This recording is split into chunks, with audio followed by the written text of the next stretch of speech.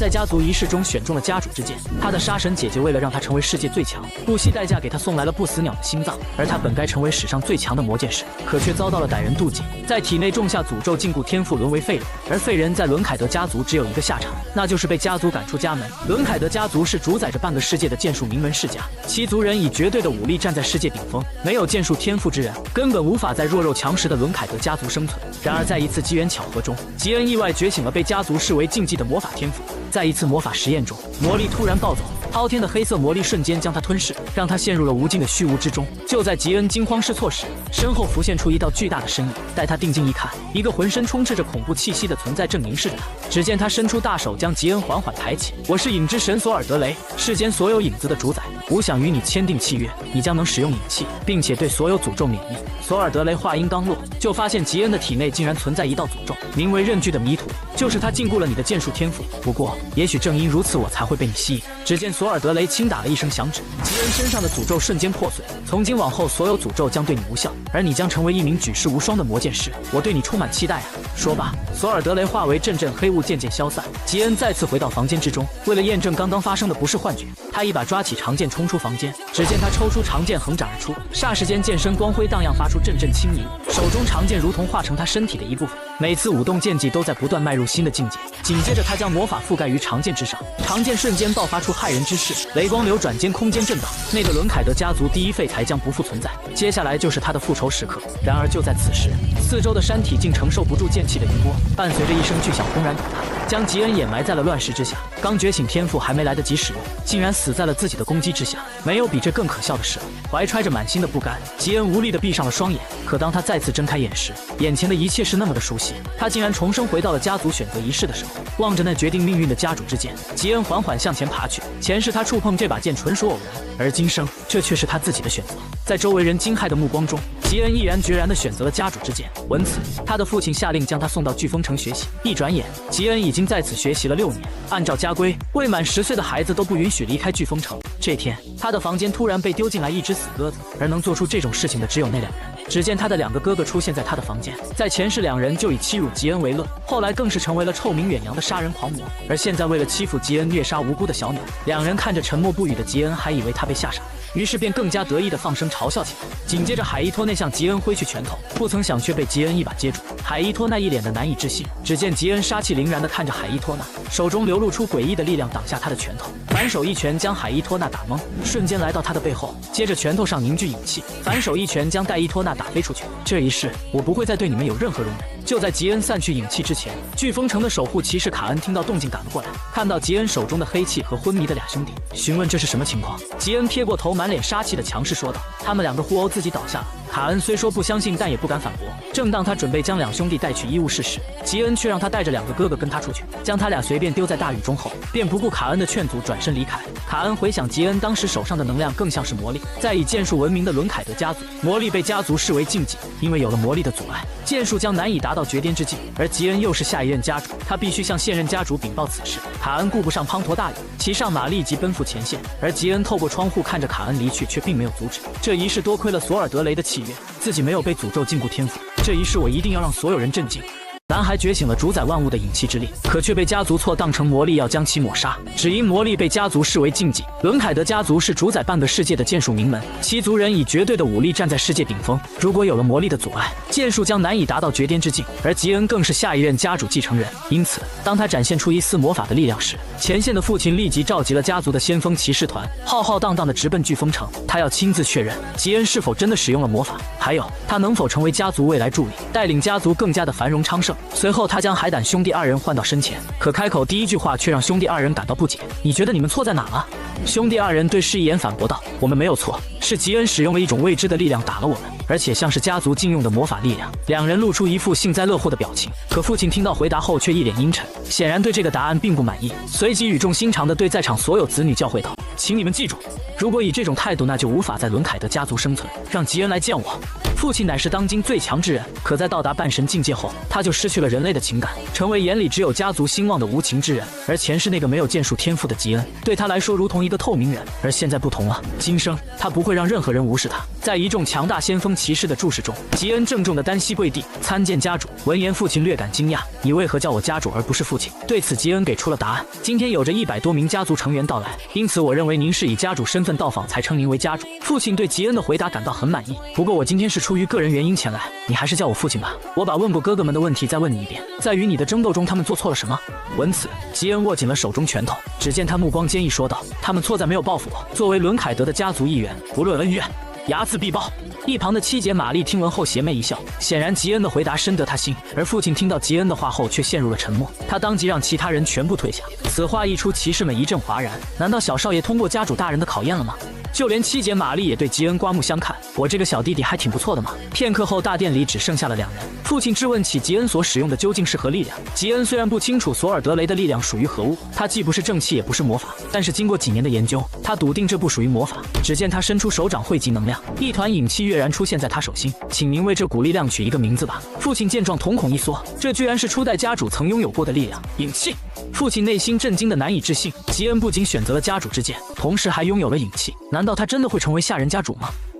男孩在抓阄时选中了家主之剑，并且觉醒了主宰万物的影气之力。他的杀神姐姐为了让他变得更强，更是直接送来了不死鸟的心脏。而在此时，父亲正难以置信看着吉恩手中的力量，那居然是初代家主曾拥有过的影气。影之神索尔德雷曾与初代家主签订契约，可自从初代家主逝世后，就再也没有在伦凯德家族出现过。没想到索尔德雷大人居然通过你再次回到家族。闻此，吉恩好奇问道：“那位索尔德雷大人比您还要强吗？”父亲思索一番后沉声道：“与神决斗吗？我没有与神较量过，所以不知道答案。”但父亲的言语中流露出一股睥睨万物的自信，想要以凡人之躯对抗神明吗？真不愧是当世最强者的霸气。这时，父亲突然伸出手抚摸吉恩的脑袋：“你的表现给了我很大的惊喜啊！今天来见你真是来对了。你要如何使用影气这股力量？”吉恩将手放于心脏处，郑重宣誓：“我想让他为家族所用。”父亲听到回答后神情一愣，随即又放肆大笑。他直接看穿了吉恩的谎言：“以你对2个哥哥狠辣的做法，要谈何为家族所用？告诉我你真实的想法。”眼见无法骗过父亲，吉恩沉思片刻后缓缓开口：“我想让他为我所用。”闻此，父亲陷入了沉默。片刻后，他说出的话却让吉恩眼前一亮：“这个回答我很满意，那么就让我拭目以待吧。”随后便径直离开了房间。房门关上的一瞬间，吉恩那高度紧绷的神经终于松懈下来。父亲强大的气场并不能让他如表面那般轻松，可他此时却为通过考验感到异常兴奋。往后他不仅可以正大光明地使用影气，同时还得到了父亲的认可。前世的他活得如同一个透明人，而今生吉恩伦凯德的名号将会响彻整个世界。玛丽姐在离去前给予了吉恩一个礼物，并叮嘱他一定要吃光，然后赶快变得更强。而吉恩在打开后感到十分震惊，这居然是不死鸟的心脏。感受到其中流露出的汹涌力量，他不禁捏了一把冷汗。玛丽姐可真是个疯子，竟然把这个送给一个7岁的孩子，这可是能让6阶魔法师为之疯狂的秘药，不仅能增加抗火性，促进成长，而且还是能召唤出不死鸟的必要条件。玛丽乃是家族的6星先锋骑士，被冠以狂风玛丽的名号。此外，她还有一个不为人知的外号——南部大陆的疯女人。如此痴迷战斗的人，居然送给她那么珍贵的东西，看来她只有一个理由：为了让吉恩快速变强，早日成为他的对手，吉恩当晚就让女仆将心脏做成汤羹。可就在他准备享用时，身后却多出来2个流着口水的影子。2人厚着脸皮想要分一杯羹。吉恩答应兄弟2人只要帮他办一件事，他就把汤羹分给他们。而吉恩让他们做的事情居然是去挖隧道，而隧道尽头的神秘空间内沉睡着一道身影，周身散发出强大妖异的气息，犹如一头蛰伏中的荒古凶兽。他本是至高无上的暗影龙王，可如今却奉一个7岁男孩为主，只因男孩得到了最强影神的赐福，拥有了主宰万物的影气之力。而当他能同时掌控影神和龙王的力量时，究竟能成为何等恐怖的存在？就在海胆兄弟挖完隧道回到房间后，满怀期待吉恩答应他们的汤羹，然而吉恩只留给了他们1人1手。满头黑线的兄弟2人敢怒不敢言，只能咬牙切齿的道了句谢谢。随后，吉恩来到了隧道的尽头，而墙的后面就是伦凯德家族的秘密书库。只见他抬手间释放出魔力，澎湃的魔力瞬间在手中凝聚，猛地向前一推，狂暴的魔力顿时倾泻而出，墙壁随着一声巨响化成肌肤。吉恩兴奋看着眼前的这一幕，一道充斥着古老气息的大门出现。只见他对着大门恭敬地念出咒语：“伦凯德家族之子前来慰问乌拉凯。”在一阵震动中，大门缓缓打开。这里收藏着几千年来被伦凯德灭掉的家族秘传，只有伦凯德家族的先锋才有资格进入这里。当吉恩走进去后，映入眼帘的赫然是一尊容器，其中封印着一道身影，妖异的黑色魔力缭绕在周身，脸上竟然还长有细小的鳞片。难道眼前的男人不是人类？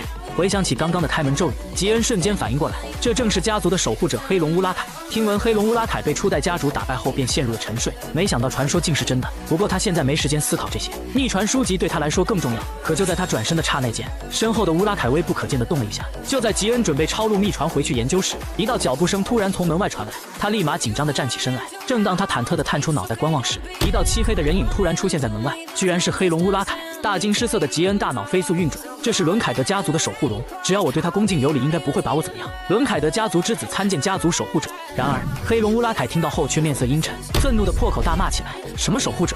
谁让你们擅自把我当守护者的？该死的伦凯德家族！在一顿发泄之后，乌拉凯郁闷地蹲在地上，难得闻到一股好闻的味道才醒过来，怎么只有一个小屁孩？这时他突然抬起头盯着吉恩，紧接着又凑到吉恩身上疯狂嗅动鼻子，你身上怎么有隐气的味道？闻言，吉恩心中浮现一个大胆的猜测，黑龙之所以苏醒，难道是因为我的隐气？乌拉凯大人，您说的是这个吗？只见一团黑色能量骤然出现，可黑龙见状却整个人石化在地。索尔德雷，你是认真的吗？你与我约定的千年契约者居然是这种小屁孩？乌拉凯露出一副生无可恋的表情。我与索尔德雷有一个约定，按照约定，今后与我并肩作战的人就是你了。现在正式跟你自我介绍一下。刹那间，一股恐怖的魔力冲天而起，暗黑色的能量覆盖其手臂，化作利爪。无视索尔德雷的代理人，亦是好友，同时是世界初始最后一名暗影后裔。按照千年之约，从今天开始，吾将与你并肩作战。在吉恩震惊的目光中，一尊无比庞大的魔龙震撼登场。说出你的姓名吧，索尔德雷的契约者。吉恩微微一笑，压住心中的狂喜。我叫吉恩伦凯德，是伦凯德家族中最小的孩子。而当一人一龙拳头相碰的那一刻，命运的齿轮就此开始转动。男孩得到了暗影君王的赐福，觉醒了主宰万物的隐气之力，如今更是与太古龙王签订契约。当他能同时掌控两股力量时，究竟能成为何等恐怖的存在？而此时吉恩仍不敢相信，黑龙乌拉凯是千年前的最强霸主，在漫长的岁月中主宰着这片大地，但在与伦凯德初代家主的战斗中落败，于是便在让出了这片领域后陷入了沉睡。按乌拉凯所言，他和初代家主并不是敌人，而是他的守护龙，也是他的好友。神的契约者身边通常有一条守护龙相伴，可多少年来无人知晓初代的守护龙是何存在。如果说是乌拉凯一直在沉睡就说得通了，而现在他成为了吉恩的守护龙。在相处的这几个月中，吉恩尽可能想多了解乌拉凯，但是目前为止吉恩只确定了一件事，那就是他特别喜欢吃草莓派。而吉恩十分好奇，相比史上最强者的初代家主，他目前处于什么水平？黑龙略微思索后沉声道：你跟他一样有天赋，但是还比不上他。吉恩闻言瞳孔一缩，难道我永远无法成为初代家主那样的强者吗？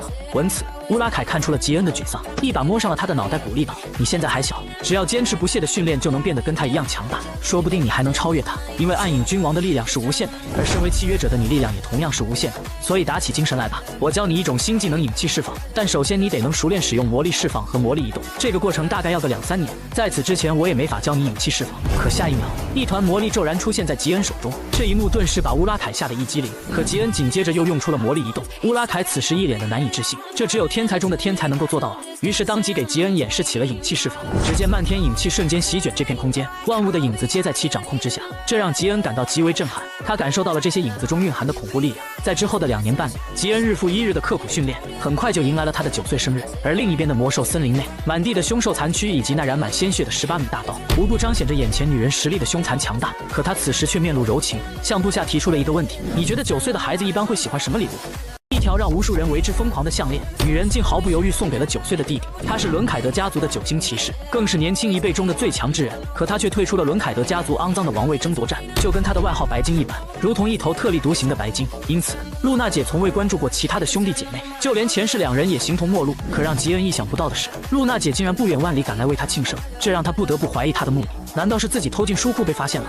而露娜姐见到吉恩第一件事，居然是宠溺抚摸他的脑袋，顿时让他紧张的不知所措。见吉恩脸色不对，他急忙询问吉恩是不是生病了。可一瞬间，露娜姐就醒悟了过来。伦凯德家族的兄弟姐妹互相勾心斗角，难道吉恩以为我是来牵制他的吗？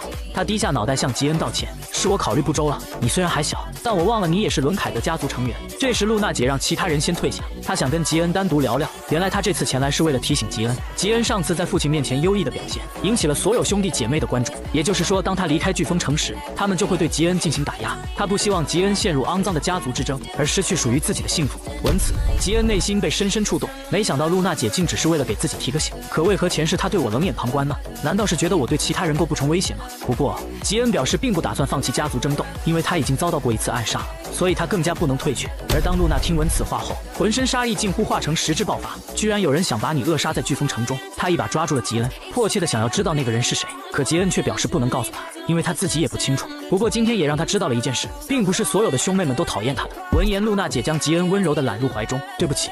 我的弟弟让你陷入了肮脏的家族斗争之中。接着，他从怀中掏出一件吊坠作为生日礼物送给吉恩，并嘱咐他遇到危险时就打碎吊坠上的蓝宝石，无论在哪里他都会立刻出现在吉恩身边。在跟露娜姐告别后，吉恩再度来到了书库，可乌拉凯看到吉恩脖子上的吊坠后，竟然吓得一屁股摔倒在地上。原来这枚吊坠是魔兽之王奥尔加的东西，曾经让无数人不惜拼上性命也想得到的神器，不仅能抵挡5星以下的魔法攻击，还能强化持有者的力量，而且还有召唤功能。乌拉凯好奇询问，是不是刚才那个气息十分强大的人送给他的？他应该感知到了我的气息。听闻此话，吉恩瞬间大吃一惊，不由担心露娜姐会不会告诉家族其他人。乌拉尔无语说道：“他连这种珍贵的礼物都能送给你，如此疼爱你的他又怎会去告状把你逼上绝路呢？你的姐姐十分值得信任，无论吉恩将来做出什么选择，他都会无条件支持他。”曾经最强魔剑双修的伦凯德家族，如今却抛弃魔法追求剑术的绝巅，这也导致了伦凯德家族的没落。而作为1000年来唯一觉醒影气之人，吉恩能否复刻初代家主的辉煌，带领家族重返巅峰？就在日复一日的训练中，吉恩迎来了离开飓风城的日子。而在飓风城的这段时间里，他不仅得到了父亲的认可，玛丽姐给予的不死鸟心脏，还有露娜姐的关爱，以及与暗影龙王乌拉凯的契约，这是他前世做梦都想不到的。现在他要为离开飓风城前往本家做准备。吉恩叮嘱女仆将自己抄录的书籍装好后，便前往书库寻找乌拉凯，提醒他明日一同离开。正当吉恩疑惑他要怎么跟上来时，乌拉凯却一脸自信表示，他可是传说中的黑龙，虽然现在还比较虚弱，但这点小事可难不倒他。然而吉恩闻言一惊，虚弱这么重要的事，为什么现在才跟我说？乌拉凯摆摆手表示，你不会真以为我沉睡1000年一点事都没有吧？不过你放心，作为你的守护龙，只要你变强，我的力量就能跟着恢复，所以你要尽快成为初代家主那样强大的魔剑师。伦凯德家族原本是魔剑师家族，而初代家主更是史上最强魔剑师，只不过现在几乎没有人知道这件事了。现在的伦凯德家族反而将魔法视为禁忌，其实不过是因为1000年前的那个耻辱的盟约。接着乌拉凯表示也会在书库中留下幻影，不会暴露他离开的事实。闻言吉恩也放下心来，拿出了准备好的草莓派和红酒交给乌拉凯，叮嘱他不要喝醉了留下什么奇怪的幻影。乌拉凯激动的哈喇子都流了一地，信誓旦旦保证不会有问题。第二天，吉恩在2名家族骑士的护卫下，向着本家的剑之庭院出发。本以为相安无事的旅途，马车却突然一阵剧烈的摇晃，只听守卫大喊有敌袭，并叮嘱他们千万不要出来，说着就追了出去。可听闻此话的吉恩却心头一震，他急忙拉着吉利就要逃离马车，因为伦凯德家族的守护骑士无论在什么情况下都不会将家族的孩子丢在一边，也就是说2人必须留下一个守在他的身边，所以那2个人要么是别人假扮的，要么就是叛徒。马车里可能还藏有什么装置，我们必须马上离开这里。听到吉恩的解释，吉利顿时醒悟过来，只见他目光凛然，双手一挥，猛然伸出一对金刚狼爪。从现在开始，他将赌上性命来保护吉恩。平日里温柔体贴的如母，竟然是隐藏的7星高阶武者。而在生死险境之中，吉恩竟然疯狂地说出令所有人噤若寒蝉的话。在察觉到守护骑士是敌人假扮后，吉利抱起吉恩，身形暴起，以极快的速度向丛林深处逃亡。可吉恩却让吉利带他去找那2名骑士，如果那2名骑士是敌军，那么与之交战在一起的就一定是我们的友军。而当他们赶到时，果然看到了真正的守护者，分别是米特尔的尤塔魔法家族和黑王佣兵团。在见到吉恩还活着后，佣兵团长立刻闪身来到吉恩身前保卫，这也彻底断绝了2名冒牌骑士的刺杀念头，一瞬间就被守卫们团团围住。吉利声嘶质问他们的目的和幕后主使是谁，怎料男人却不屑一顾，大声嘲笑，不过是一群伦凯德家族的走狗罢了。见此情形，吉恩眼中流露出冰冷的杀意，先杀掉1人，再将另一个人的手臂斩断带到我面前，遵命。只见吉利瞬间暴起，犹如炮弹般激射而出，携带无穷杀意直奔眼前男人，仅一个照面间就挥出7749刀，当场夺去了男人的性命。一旁的同伙见此情形，立刻奋起反击，可吉利却以极快的速度挥出一肘，下一秒男人的手臂就被斩断，仅是在几个呼吸间，2人就一死一伤。接着吉利犹如拖着死狗一般来到吉恩面前，而他们计划之所以失败的原因是，想要成为伦凯德家族乳母，最低也要达到7星武者的实力，而想要暗杀伦凯德家族的孩子，至少也要派出3名8星骑士。此时的男人仍旧不甘心的叫嚣，少得意忘形了，伦凯德家族的时代马上要结束。怎料吉恩却语出惊人，你所说的正是我所期盼的，因为我想要的不是伦凯德家族的时代，而是属于吉恩伦凯德的时代。闻此，男人脸上青筋暴起，随后放声大喊，为了伟大的吉普尔家族。听到这个名字，吉恩目光一凛，吉普尔家族是主宰另一半世界的魔法名门世家，与追求剑术巅峰的伦凯德家族不同，吉普尔家族追求的是极致的魔法巅峰。1000年前初代家主逝世之后，他们强迫伦凯德家族签订了禁止使用魔法的屈辱盟约，并且将所有人的魔力都封印了起来。对于伦凯德家族来说，吉普尔家族就是1000年的宿敌，而这2人正是吉普尔家族的追随者。不过今天的事情不符合吉普尔家族的一贯作风，应该是这些追随者自作主张谋划的。不过让吉恩感到奇怪的是，就算假扮的再完美，也很难骗过7星武者的眼睛。难道那个家伙也参与了吗？ 10岁男孩轻描淡写的一句话，竟令强大的9星武者都惶恐不安，更是让手下谨言慎行。只因男孩是世界最强的伦凯德家族继承人，年仅10岁，不仅遇事从容不迫，并且气场强大，更重要的是，他刚才话里流露出的野心，创造一个只属于吉恩·伦凯德的时代，这让佣兵团长不由得暗自心惊。而吉恩表示，多亏了他们才能顺利脱险，等到了本家后，报酬一定不会让他们失望。随后，一行人再次踏上了旅途。此时，吉利还在为自己让吉恩陷入险地而自责，而这些全被吉恩看在眼里。前世因为他的平庸无能，吉利连带受了不少委屈，甚至是被一同赶出家门。可他至此仍没有放弃吉恩，并且还向他鞠躬致歉，是他没照顾好吉恩。吉恩本不想对如此善良的吉利说狠话，但是现在与前世不同了，他要彻底颠覆前世的一切，吉利也必须变得刚强起来。于是对着还在自责的吉利大声呵斥：“不要自责，这是我的命令。虽然你是我的乳母，但现在你作为我唯一的守护骑士，如果总是那么优柔寡断，该如何保护好我？所以别让我再重复相同的话。”闻此，吉利顿时也是明白了吉恩的用意，便决定打起精神，不能再拖累少爷。不久后，他们来到一处旅馆休息。来到房间后，疲惫的吉恩倒头就睡。第二天清晨，吉恩被一阵猫叫吵醒。他转头看向窗外，一只黑猫正趴在窗户上，用藐视的眼神盯着他。吉恩突然意识到，难不成他就是黑龙乌拉凯？想到这，吉恩顿时笑出声。原来他所谓的方法就是变成一只猫。闻言，乌拉凯一阵恼羞成怒。随后，吉恩打开窗户，将他放了进来。接着，黑猫在咬牙切齿中开始变身。下一秒，黑猫瞬间变成了乌拉凯，气呼呼的想要跟吉恩算账，他却突然被凸起的地板绊倒。哐当一声撞上窗台来了个亲密接触，巨大的声响一下子引来吉利的破门而入。见到房间里竟然有一名陌生人，他当即将乌拉凯认成了刺客，直接祭出了金刚狼爪，蓝色魔力瞬间迸发而出，一把将乌拉凯摁在地上，就要把他碎尸万段。吉恩见状连忙拉住吉利，可乌拉凯在听到吉利的名字后瞬间来了精神，连脑瓜子的疼痛都顾不上了，迅速摆出一个自认为迷人的骚包姿势，伸出手掌温柔地对着吉利说了句：“终于见到你了，我的草莓派。”见此情景，吉恩满头黑线，事态已经控制不住地朝着奇怪的方向发展。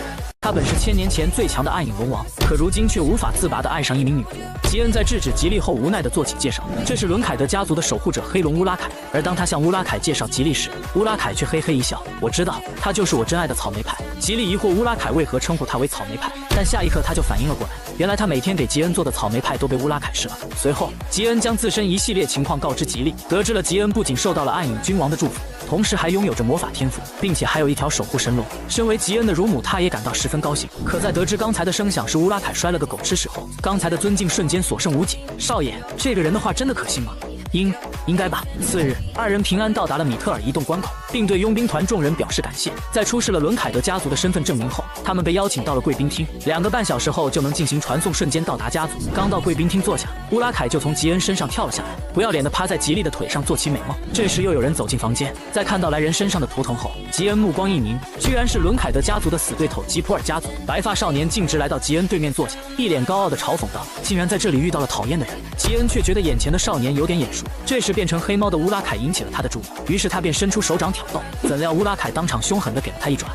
随行的2名侍卫见状立马就要拔剑，却被他制止下来。少年不由暗道，没想到面对我的挑衅，这个伦凯德家族的小少爷竟能如此沉稳。他站起身来到吉恩身前：“我叫贝拉丁，对先前的无礼行为正式向你道歉。”听到这个名字，吉恩当即想起他的身份，在前世他是一位天才魔法师，同时也是吉普尔的下任家主继承人。对于前世的吉恩来说，他是遥不可及的存在。没想到今生2人竟能在年幼的时候相遇，并且同为各自家族的继承人。吉恩一把推开乌拉凯，轻笑道：“虽然你刚才是在开玩笑，但如果那2个家伙真的拔出了剑，那么接下来的旅途你将失去2名侍从，并且你还会失去2根手指。”贝拉丁不相信地笑着摆摆手：“你这玩笑也太吓人了。”然而吉恩却面色阴沉：“你觉得我像是在开玩笑吗？”贝拉丁感觉一股冰冷的寒意自背后升起，可他还是强装镇定：“不要动不动地砍吉普尔族人的手指，否则会让2个家族很头疼的。”对此，吉恩戏谑地讥讽道：“你觉得他们会因为小孩子之间的打闹而发动家族间的战争吗？”此话一出，贝拉丁陷入了沉默。可下一刻他又放声大笑：“今天倒是跟你学到了一招，以后我一定会报答你。”吉恩随即表示不用以后了，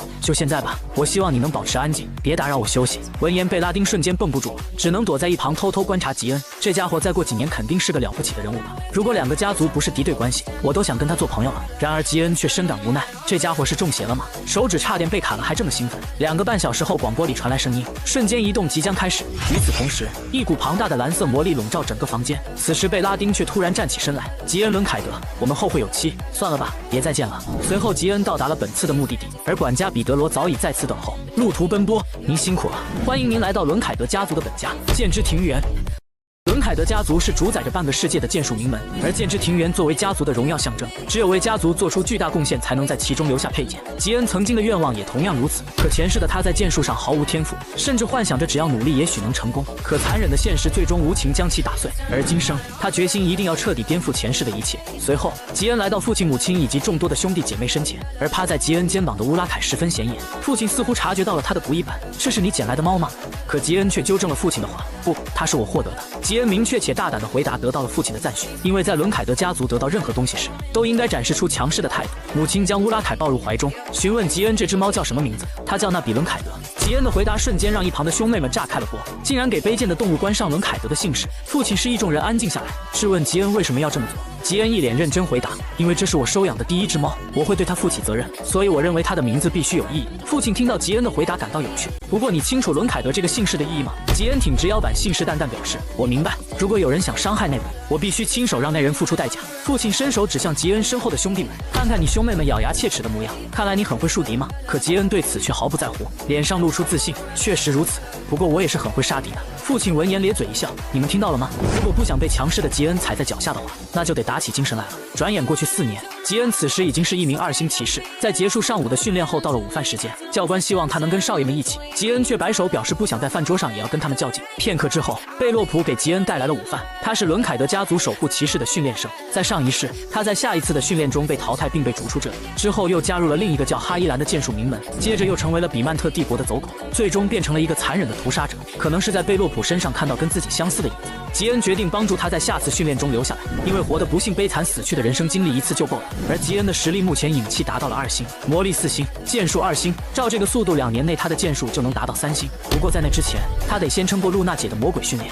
剑术名门最强天才的训练到底有多变态？不仅要接受9星战神姐姐每天的魔鬼训练，甚至要在2星骑士开启7星骑士才能领悟的心眼。而吉恩出色的表现也称得上伦凯德史上第一天才，他所展现出的专注力和耐力都远超2星骑士的水平。照这个进度，几年内或许就能领悟心眼。在经过2个半月的训练后，迎来了守护骑士考核的日子，这同时也是吉恩验证实力的机会。只要吉恩在这次考核中能够连续打败前10名，明年就能进入终极训练班。这时吉恩注意到了贝洛普的状态，虽然他会帮助贝洛普不被逐出这里，但是也希望他能够自信起来。随后考核开始，在经过一阵激烈的角逐后，实力最强的前10人诞生了，而他们将逐一与吉恩进行对战。而吉恩的最高连胜记录是8人，只要今天再多战胜2个人就行了。而他最需要注意的对手是10人中实力最强劲的精英骑士美莎，她是吉恩这次考核的关键。只见美莎身形暴起，凌厉的一剑直奔吉恩面门，感受到剑身传来的力量，吉恩暗自心惊，他比上次更强了，不过还没强到我无法战胜的程度。但目前的问题是，在击败美莎后，他还要击败8名对手，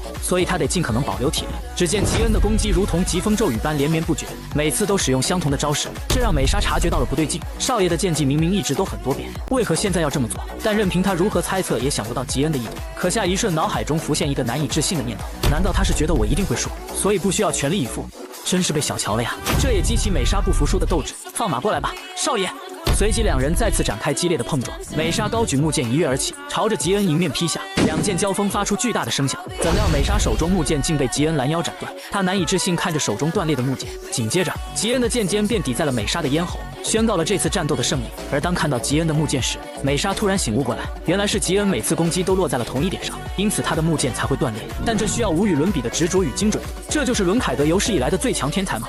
随后，在目睹了吉恩以压倒性的实力击败美莎后，剩余的8人心中压力倍增，而这正是吉恩一开始的计策，让他们认为正面交锋无法打败他，从而畏手畏脚。就这样，吉恩成功击败了10名对手。可这时吉恩却将目光放到贝洛普身上，只见他再次拿起木剑，接着他扬起长剑指向人群。贝洛普休米兹，以你现在的样子是无法在伦凯德家族生存下去，出来与我一战吧，我会将你彻底击垮。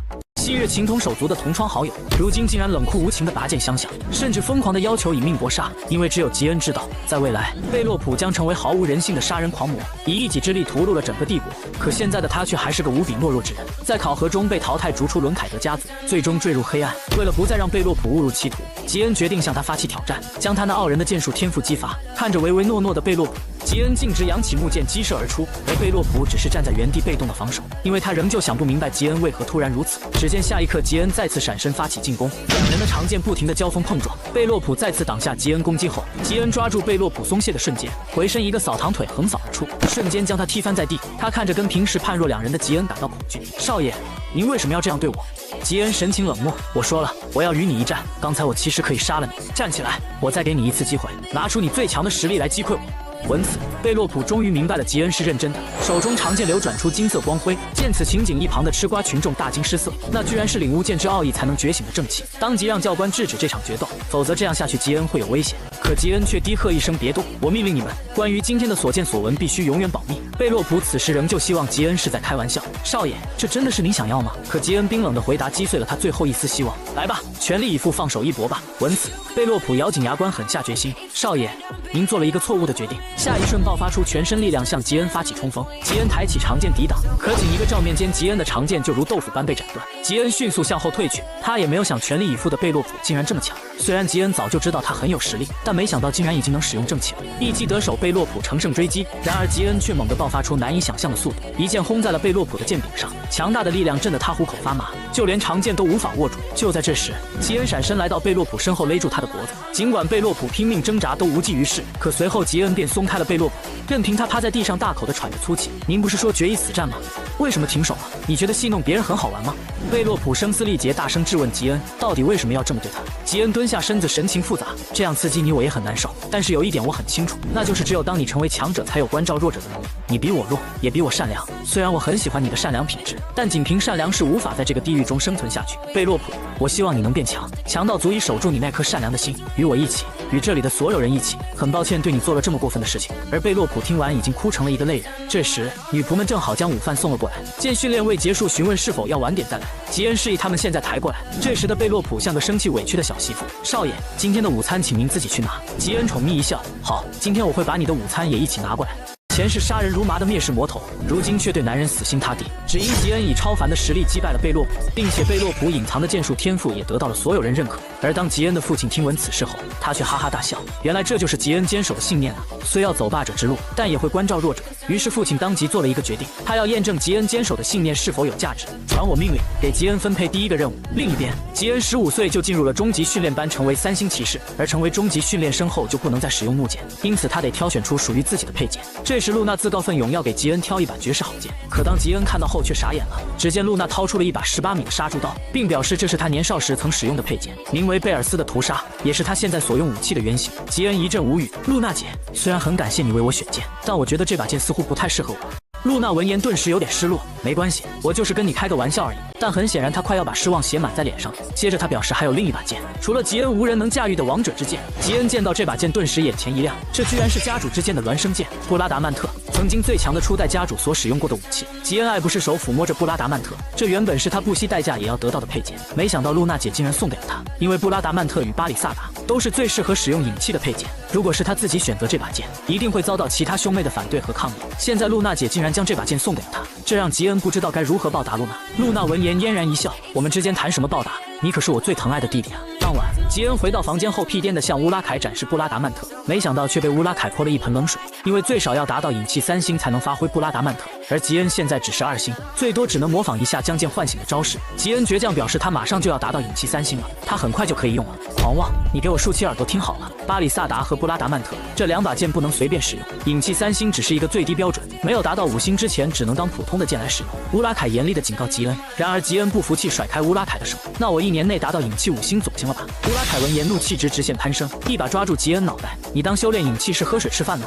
我这么说都是为了你好。吉恩嘴上连忙答应，可手却悄咪咪摸上了乌拉凯最爱的漫画书，拿起来就要给书来的碎尸万段。乌拉凯见状立刻就怂了，求你了，快把书放下，有话好说。就在2人打闹之际，吉利却突然闯了进来，告诉吉恩，加伦教官给他分配了第一个任务，让吉恩过去一趟。随后，吉恩来到了任务作战室，这次的任务是搜索加恩王国南部地带，包括吉恩在内的10名初级训练生，但是那个地方离兽人之地非常近，这么高难度的任务不应该分配给初级训练生才对。此外，组员要么就是成绩中下游水平的训练生，要么就是起伏不定的贝洛普，看起来很像是某人刻意的指示。吉恩怀疑是与贝洛普对决的事情传到了父亲耳里，所以才有了这次任务考验。既然如此，我一定会证明给他看，我的信念到底有多坚定。作为伦凯德家族备受瞩目的天才继承人。吉恩刚成为3星骑士就被父亲分配任务，任务内容搜救加安王国的比尔家族继承人。而本次任务虽然看似简单，但却暗藏杀机，因为任务地点在兽人族交界，稍有不慎就会命丧当场。就在此时，贝洛普急匆匆告诉了吉恩一个坏消息：2组成员遭遇了袭击，已知的敌人有3名人类，但仅凭3人不可能敢袭击伦凯德家族的人，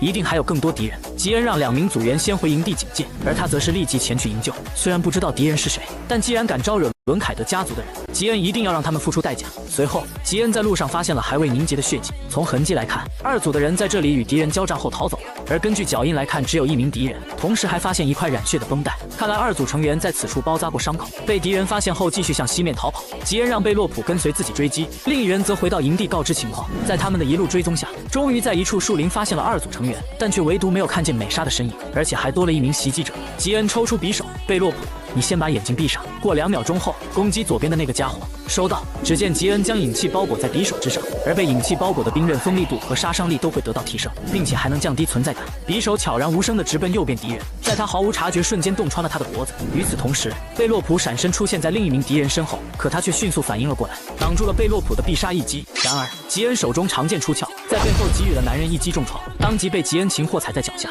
幸存的组员们见到吉恩来了，连忙告诉吉恩美莎被他们抓走了。男人这时向吉恩发出求饶，可吉恩却冷漠地给了他2个选择：告诉我你们所有的信息，那么我只杀你1人，或者什么都不说，但与你有关的所有人都要死。男人闻言陷入了纠结，但听到吉恩以伦凯德的名义做担保后选择妥协。请不要动我的家人，我们是名为金杰罗的组织。听到这个名字，吉恩瞳孔一缩，在前世他们是极为活跃的恐怖组织，屠杀了整个加安王国，而他们的目的就是为了让他们的王成为世界的王。美莎则是被他们带回来兽人之地入口处的分部，那里大约有20名4星武者和魔法师。在得到想要的情报后，吉恩一剑结束了男人的性命，并让众人先回到营地休整后去本家请求支援，他则独自一人前去营救美莎。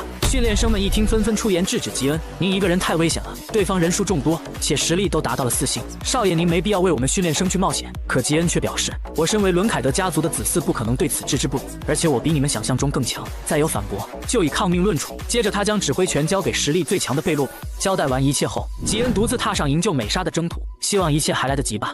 在以剑术闻名的伦凯德家族中，却出现了一个拥有顶尖魔法天赋的继承人，同时是唯一拥有影气的暗影君王。可却在第一次执行任务中遇到意外，一个恐怖组织袭击了他的小队，并将美莎俘走。为此，吉恩孤身前往敌营营救。敌方大约有20名4星武者，而目前吉恩实力剑术3星，魔力4星，影气3星。虽然他成长得很快，但想要以一己之力打败这么多敌人还是十分困难。只见魔力化成疾风在吉恩手中涌现，紧接着猛地朝地面一拍，瞬间化作天罗地网追踪敌人的踪迹。很快，吉恩就确定了敌人前往了草原方向，当即马不停蹄的狂奔追赶。突然间，一支箭矢向吉恩射来，吉恩迅速施展风系魔法改变了箭矢的轨迹。与此同时，草丛里突然窜出3名敌人袭来，只见吉恩手中风魔法变得更加狂暴，手臂挥动间斩出一道凌厉的锋刃，当场夺去冲在最前面男人的性命。与此同时，另一名敌人猛地朝吉恩劈下，吉恩手中长剑出鞘，反手一剑将其击飞。最后面的魔法师凝聚出滔天烈焰，大喊着让同伴躲开。下一刻，一道火芒径直射向吉恩，将吉恩的手臂死死缠住。面罩男见状得意一笑，以为能就此牵制吉恩的行动，可他万万没想到，吉恩竟然不受影响，反手一剑砍在他的身上。紧接着，他一把抓住火绳，猛地发力向后一拽，火芒一下子从魔法师手中脱落。接着他迅速向前冲去，眼见火魔法对吉恩无效，他当即释放出冰系魔法，试图将吉恩击穿。就在这时，吉恩胸口的吊坠突然亮起，形成一道蓝色光幕的护盾，将射来的冰锥尽数挡下。在老者惊恐的目光中，一剑送他归西。随后，吉恩沿着他们留下的痕迹，一路来到了金杰罗的大本营。吉恩首先制造出动静来转移他们的注意力，只见他手中凝聚出火焰魔法，瞬间将整片树林点燃。紧接着使用风魔法将火海吹进敌人营地，趁着他们乱成一锅粥时潜入其中。敌人首领立即让魔法师使用水魔法灭火，然而法师们却无法将火灭掉。这时他也猜到了是有人故意纵火，就当他下令搜查时，吉恩已然无声靠近他的背后。下一刻，吉恩就解决掉了光头，拿到牢房钥匙。片刻后，吉恩就发现了一个地下室入口，果然美莎就被关押在其中。可就在他帮美莎解开绳子，刚准备逃离这里时，头顶上突然传来剧烈的震动。这时美莎突然严肃地请求吉恩，如果真遇到危险，请将他抛弃，他绝对不能让吉恩死在这里。吉恩却表示我们先出去再说。当2人刚走出外面时，却见到了满地的尸体，而在看到尸体身上的伤痕后，吉恩一下就猜到了这是兽人干的。就在此时，一道巨大的脚步声传进2人耳里，只见一个体型庞大的狼人赫然出现。美莎刚开口让吉恩先走，话音未落就被吉恩打晕。将美莎安顿好后，吉恩站起身直面眼前嗜血的狼人，小鬼，是你放的火吗？没错，我是西隆伦凯德的儿子吉恩伦凯德，报上名来吧。兽人。闻此，狼人脸上露出了一个危险的笑容，原来是伦凯德家的。史上最强魔剑师的神剑究竟有多强？吉恩以3星实力强行唤醒剑魂，竟一剑秒杀了强大的6星魔狼。白狼族是为杀戮而生的战斗种族，他们的平均实力至少是6星，而伦凯德初代家主杀死了他们奉若神明的狼主哈比埃尔，因此白狼族对伦凯德有着不死不休的仇恨。带着美杀的吉恩根本不可能逃脱他的追击，唯一的办法那就是与之殊死一搏。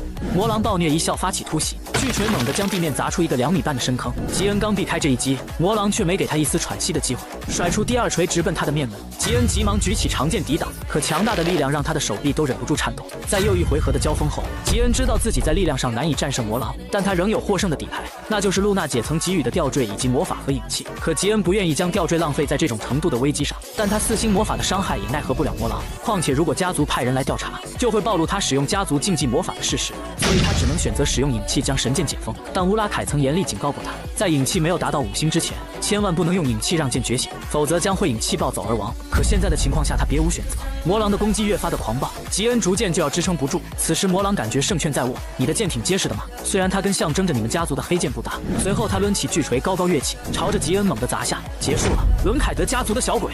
生死关头，吉恩努力回忆起将剑唤醒的感觉，将全身影气灌输进剑身。苏醒吧，布拉达曼特！就在魔狼的攻击即将落下的瞬间，整个世界在刹那间变得昏暗，一股恐怖的暗影能量将吉恩淹没。魔狼只觉得眼前一黑，下一瞬无数影气组成的线将他禁锢，同时还封印住了他的五感。紧接着吉恩手中长剑挥下，漫天影气顿时散于无形，只剩剑身萦绕的影气散发着强大的气息。魔狼无力地跪倒在地，他至死都不明白吉恩到底做了什么。可吉恩刚打败魔狼，影气就开始暴走，他感觉就要被影气吞噬，再也压制不住暴动的力量，铺天盖地的影气自他体内迸发，化成心魔不断侵蚀他的意识。就在此时，一道人影来到吉恩面前。该死的小鬼，我早就跟你说过，强行将剑唤醒势必会付出代价，你要傻坐着等死吗？站起来，我不是告诉过你该怎么做吗？吉恩咬了咬嘴唇，让自己保持清醒，当即做起影气释放的准备。他曾总被周围的影气影响而无法完成影气释放，但现在这是他唯一能自救的方法。在重复着一次又一次的尝试中，吉恩终于将影气驱散。怕再生波折，他连忙站起身要带美莎回去，可突然一旁传来动静，只见废墟后探出一个人影。吉恩以为是金杰罗的残党，当即拔出了剑，顿时吓得他跪在地上。我是比尔特家族的继承人，原来这就是吉恩本次任务的搜救目标。男孩得到暗影神明的眷顾，觉醒了主宰万物的影气之力，更是得到史上最强魔剑师的佩剑，以3星实力解开神剑封印，仅凭一剑秒杀强大的6星魔狼。但吉恩也差点被影气反噬而亡，可他还是顺利的完成任务，找到了比尔特家族的继承人。吉恩疑惑他为何会被绑架到这里，山姆表示他是追随女友到此，可他的女友早在2年半前死去，但那个人各个方面都跟他的女友一模一样。吉恩当即猜到了这是变身术士布巴尔的杰作，这是从离开飓风城后两人的第2次交集，这之间是否有关联？吉恩决定找个机会亲自去见一见他。第2天刚回到本家，吉恩就感觉背后凉飕飕的，转过头虚情假意的跟乌拉凯打起招呼，结果乌拉凯却酷似一口咬在他的手上，吉恩一把将他甩到墙上，抠都抠不下来。你要我干什么？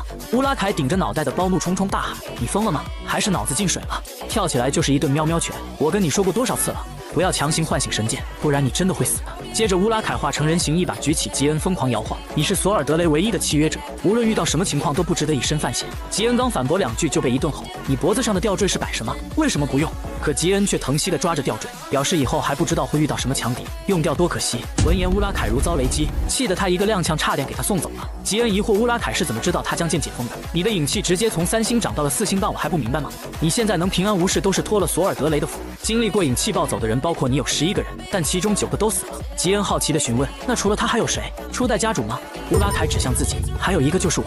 吉恩嫌弃地摆摆手，原来你跟我一样啊，我先去洗澡了。乌拉凯抓狂地让吉利饿他几天长长记性，吉利却回应，那我去给少爷准备吃的，顿时留下乌拉凯一个人在风中凌乱。另一边，吉恩打败了白狼族的消息传到2个哥哥姐姐耳里，安妮无法相信吉恩有这个实力，只觉得是那个白狼族太过弱小，廖更是觉得吉恩是在弄虚作假，而托那2兄弟却十分紧张，因为吉恩即将要来到终极班，到时又少不了要被他蹂躏，一想到这2兄弟就感到沮丧。这时安妮决定帮他们一把，将自己在终极班的奴隶借给他们，帮助他们打压吉恩。托那兄弟顿时喜出望外，可安妮却露出一个危险的微笑，但如果失败的话可要接受惩罚哦，我亲爱的弟弟。而刚洗完澡的吉恩正在盘算自己的实力，现在的他影气达到4星，但想要完美发挥出影气，至少需要在5年内剑术达到6星，剑术6星就能被称作剑师，7星则被划入高手的行列，在8星后就是质的飞跃。而在大陆20亿人口中，9星和10星的强者却不到100人。此外，超越了等级标准的还有1人，那就是被称为创圣骑士的半神父亲。吉恩今生的目标是成为超越父亲的存在，但眼下的问题题是升入中级班后会受到托纳哥哥们的打压，初级班的训练生年龄小，实力也都差不多，所以氛围融洽。可中级班是强者至上的世界，吉恩的行事作风绝不能手软，所以他要做的就只有一件事，用实力称霸中级班。只因在人群中多看了吉恩一眼，男人就被残忍地斩下一条手臂，因为这是实力至上的伦凯德家族。吉恩作为伦凯德家族继承人，面对任何敌意都将毫不留情地重拳出击。而今天就是吉恩进入中级班的日子，在晋升中级班之前，吉恩将和他一同进入中级班的训练生召集起来。他严厉告诉大家，从中级班开始就会出现派系争斗，而你们属于我这一派的，所以会被欺负刁难，但你们不必太过害怕，待我平定整个中级班，就无人敢欺负你们。但在那之前，你们至少也要3人结伴而行，尽量避免单独行动。听完，所有人异口同声回答明白。很快就到了这天，教官向所有人宣告新生的到来，并告知他们新人的规矩。在这里，除了杀人以外的事情，你们都可以自行解决，我只教你们剑术以及对你们的实力评定。说罢，他突然大声怒吼：原中级班的训练生们，我一直强调的是什么？伦凯德家族不需要弱者。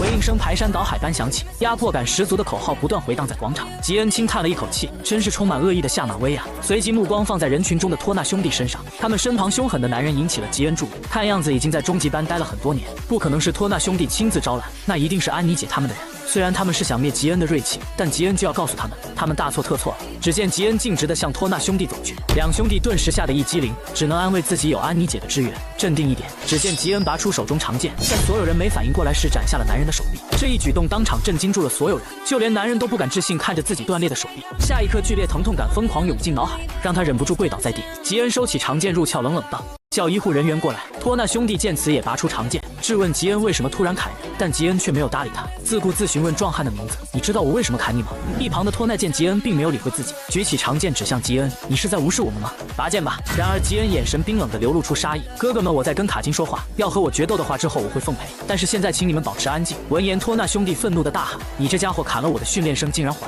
可突然他又惊慌地捂住了嘴。吉恩听到后露出一个得逞的笑容：这么说他是你们派系的人吗？他看我的眼神中透着杀气，所以我才砍了他。闻此，众人皆是一惊，想到了一个可能，难道吉恩要开启排位战？教官邪魅一笑，看穿了吉恩的步步为营。托纳兄弟原本是想打压吉恩的气焰，而就因为托纳兄弟的一句话，卡金变成了他们派系的人，所以吉恩的行为不再是单纯的挑衅，而是打响了伦凯德家族引以为傲的排位战传统。他这一步棋走得非常精妙。只见吉恩对着训练生们大喊：所有人给我听着，我是吉恩伦凯德，你们可以向我挥剑，也可以向我发起挑战，但是如果谁对我怀有敌意，我会毫不犹豫地朝那个人砍下去。就在此时，杰德突然开口叫住了吉恩，他是伦凯德的8星骑士元老，你觉得自己可以在我面前如此放肆吗？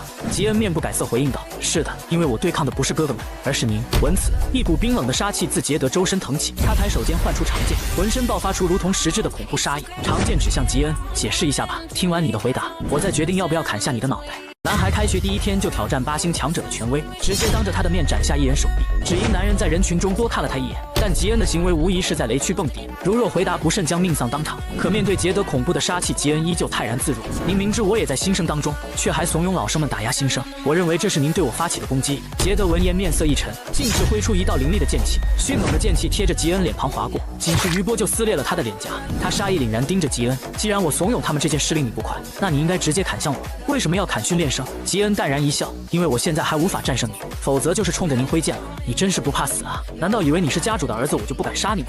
并非如此，因为对手比自己强就逆来顺受，这不是伦凯德家族之人的作风。听到这个回答，杰德咧嘴一笑：你可真是初生牛犊不怕虎啊！随即收起了手中长剑，下一刻放声大笑：真是个不知天高地厚的小子，我认可你了，你有资格在伦凯德家族中生存下去。接着他转头对训练生们大喊：请记住这一刻，今天你们见到了真正的伦凯德家族之人。这个小鬼展现出了我们这些见鬼的本性，将身心全部投入争斗去吧，别忘了你们的本性。从明天开始训练，就地解散。而在离开时，吉恩留给了托纳兄弟一个忠告：虽然现在你们更害怕哥哥姐姐，但将来呢？目光不要这么短浅，行事之前多为将来考虑。回到家后，吉恩将今天发生的事情告诉吉利，并猜测托纳兄弟的背后应该有妙姐和安妮姐。吉利听完后不由得担心了起来，因为姐姐们已经是先锋了，但是先锋只能与先锋争斗，这是不成文的规定，所以他们无法亲自出面刁难吉恩。他们所能做的就是以先锋之权提高吉恩的任务难度，以此增加他的死伤几率。而高难度任务大多是单人任务，单人任务他可以无所顾忌，也就是说，当他独自执行任务时，就可以自由使用所有的力量。吉利顿时明白过来，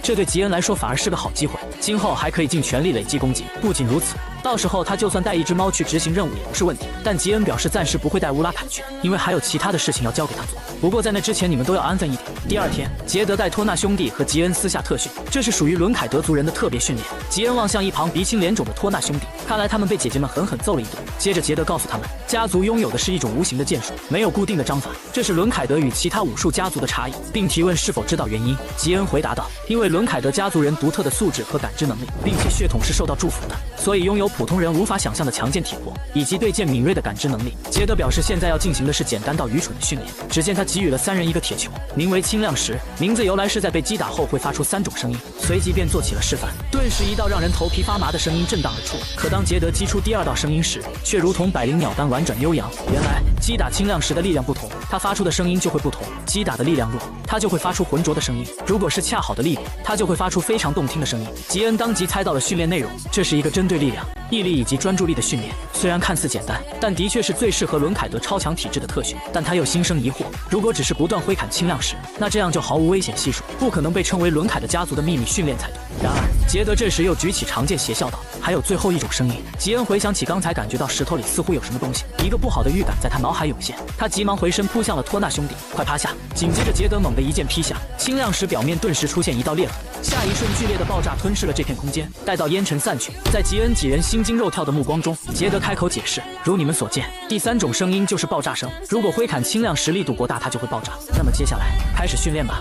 究竟是怎样的剑术天才，才能让8星战神捶胸顿足，叹息他为什么不早出生10年，否则伦凯德家族必能彻底称霸世界巅峰。原来在刚才的特训中，只有吉恩敏锐察觉出了异样，躲过了清亮石的爆炸冲击，而这个演示过程其实也算是一种考验。但自从露娜后没有被炸伤的就只有他们。吉恩好奇询问露娜姐是怎么躲开的，杰德沉思后犹豫道，你们听了可能会被打击到，准确来说，露娜并没有躲开爆炸，只不过她身体素质过于强大，所以才毫发无损。此话一出，吉恩3人惊呆在原地。随后杰德让他们每天下午过来特训，而另一边，露娜正在与乳母调查当年有人暗杀吉恩的事。乳母表示，按照最近情况来看，妙和安妮的嫌疑最大，但露娜对2人仍抱着怀疑的态度，因为对还未离开飓风城的孩子出手是伦凯德家族的禁忌，如果他们的计划传到父亲耳里，必定难逃一死。那有没有可能是吉恩少爷说谎或者弄错了？毕竟吉恩那年才10岁，而且5年来也确实什么都没查到。但露娜的直觉告诉她，吉恩没有撒谎，因为当时吉恩对她非常戒备，那并不是尴尬，而是她感觉自己生命受到了威胁。露娜有种不祥的预感，她拜托乳母先调查一下妙和安妮，接着她又询问起吉恩最近的训练情况。想来她让吉恩进行的心眼训练应该到起效的时候了。一想到吉恩在不断进步，露娜脸上就充满宠物，看着他不断成长可真有意思。第2天下午训练后的2个半小时，吉恩正被这个特训折磨得苦不堪言，因为一旦控制不好清亮石的击打力度，那种硌牙的声音就让他头皮发麻。托纳兄弟更是不知道吐了多少回，他原本以为这是控制力量和毅力的训练，但首先要先提升正气的破坏力，否则根本就无法达到击打条件。在一旁的杰德暗自观察3人，虽然他们表现都很不错，但最厉害的还属那个小家伙，说不定他能打破露娜的记录。很快训练持续到了晚上，托纳兄弟此时已经累成狗。虽然杰德在嘴上十分嫌弃托纳兄弟，但2人也超出了他心里的预期，毕竟不愧是伦凯德家的孩子。而最让他惊喜的是吉恩的天赋，但他偏偏为什么是最小的孩子？如果早出生10年，必定能成为掌控伦凯德的大人物。想到这，杰德十分痛心地蹲在地上。2个半月后，终极班今年第1批任务已经下达，可当念到第3个任务剿灭魔兽奥克的人员名单时，男人却不敢置信地怔住了。在重复确认后才念出名单，而名单人员竟然是除了吉恩外的10名新生，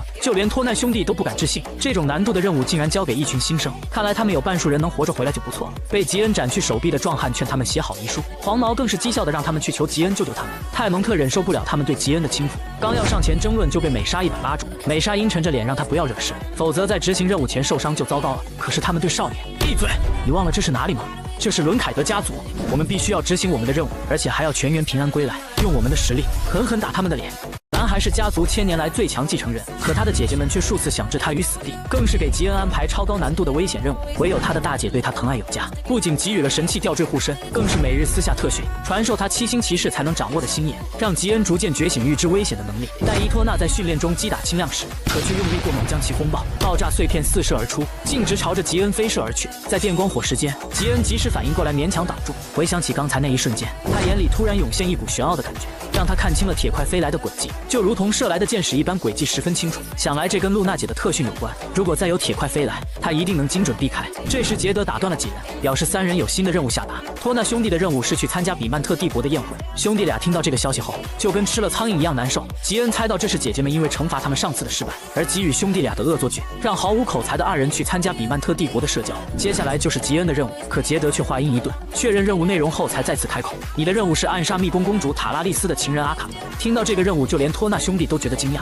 因为密宫是屹立在大陆西海中央的巨塔，不受伦凯德家族和吉普尔家族的统治，而塔拉利斯更是媲美半神镜父亲的顶尖强者，外号深渊的蜘蛛。如果有人对他的情人下手，他会毫不留情地报复回来。阿卡伦现在身处无法地带马米特地区，并且有密宫成员随行保护，托纳兄弟更是难以置信，吉恩竟然分配到这种超高难度的任务。因为马米特地区的任务都是分配给守护骑士，而不是像吉恩这种练习2年半的训练生。杰德也觉得此次任务十分艰巨，沉重地询问吉恩是否能完成，怎料吉恩却没有丝毫犹豫的坚定回应可以。听到回答，杰德感到非常意外，他没想到吉恩竟然这么果断就答应了。原本想说，如果吉恩觉得任务分配不合理，那他就去跟先锋们说几句话。很好，我很欣赏你的果决，你们3人在2天后出发。就在吉恩准备离开时，托纳兄弟却叫住了他，告诉吉恩如果情况不妙，就亮明伦凯德家族的身份，这样就没人敢动他了。真是稀奇，你们居然还会担心我。托纳兄弟突然反应过来，嘴硬的表示才没有担心他，只是怕吉恩死在别人手里没办法蹂躏他。可吉恩却突然抽出长剑，猛地挥向清亮时，就当托纳兄弟害怕的以为要爆炸时，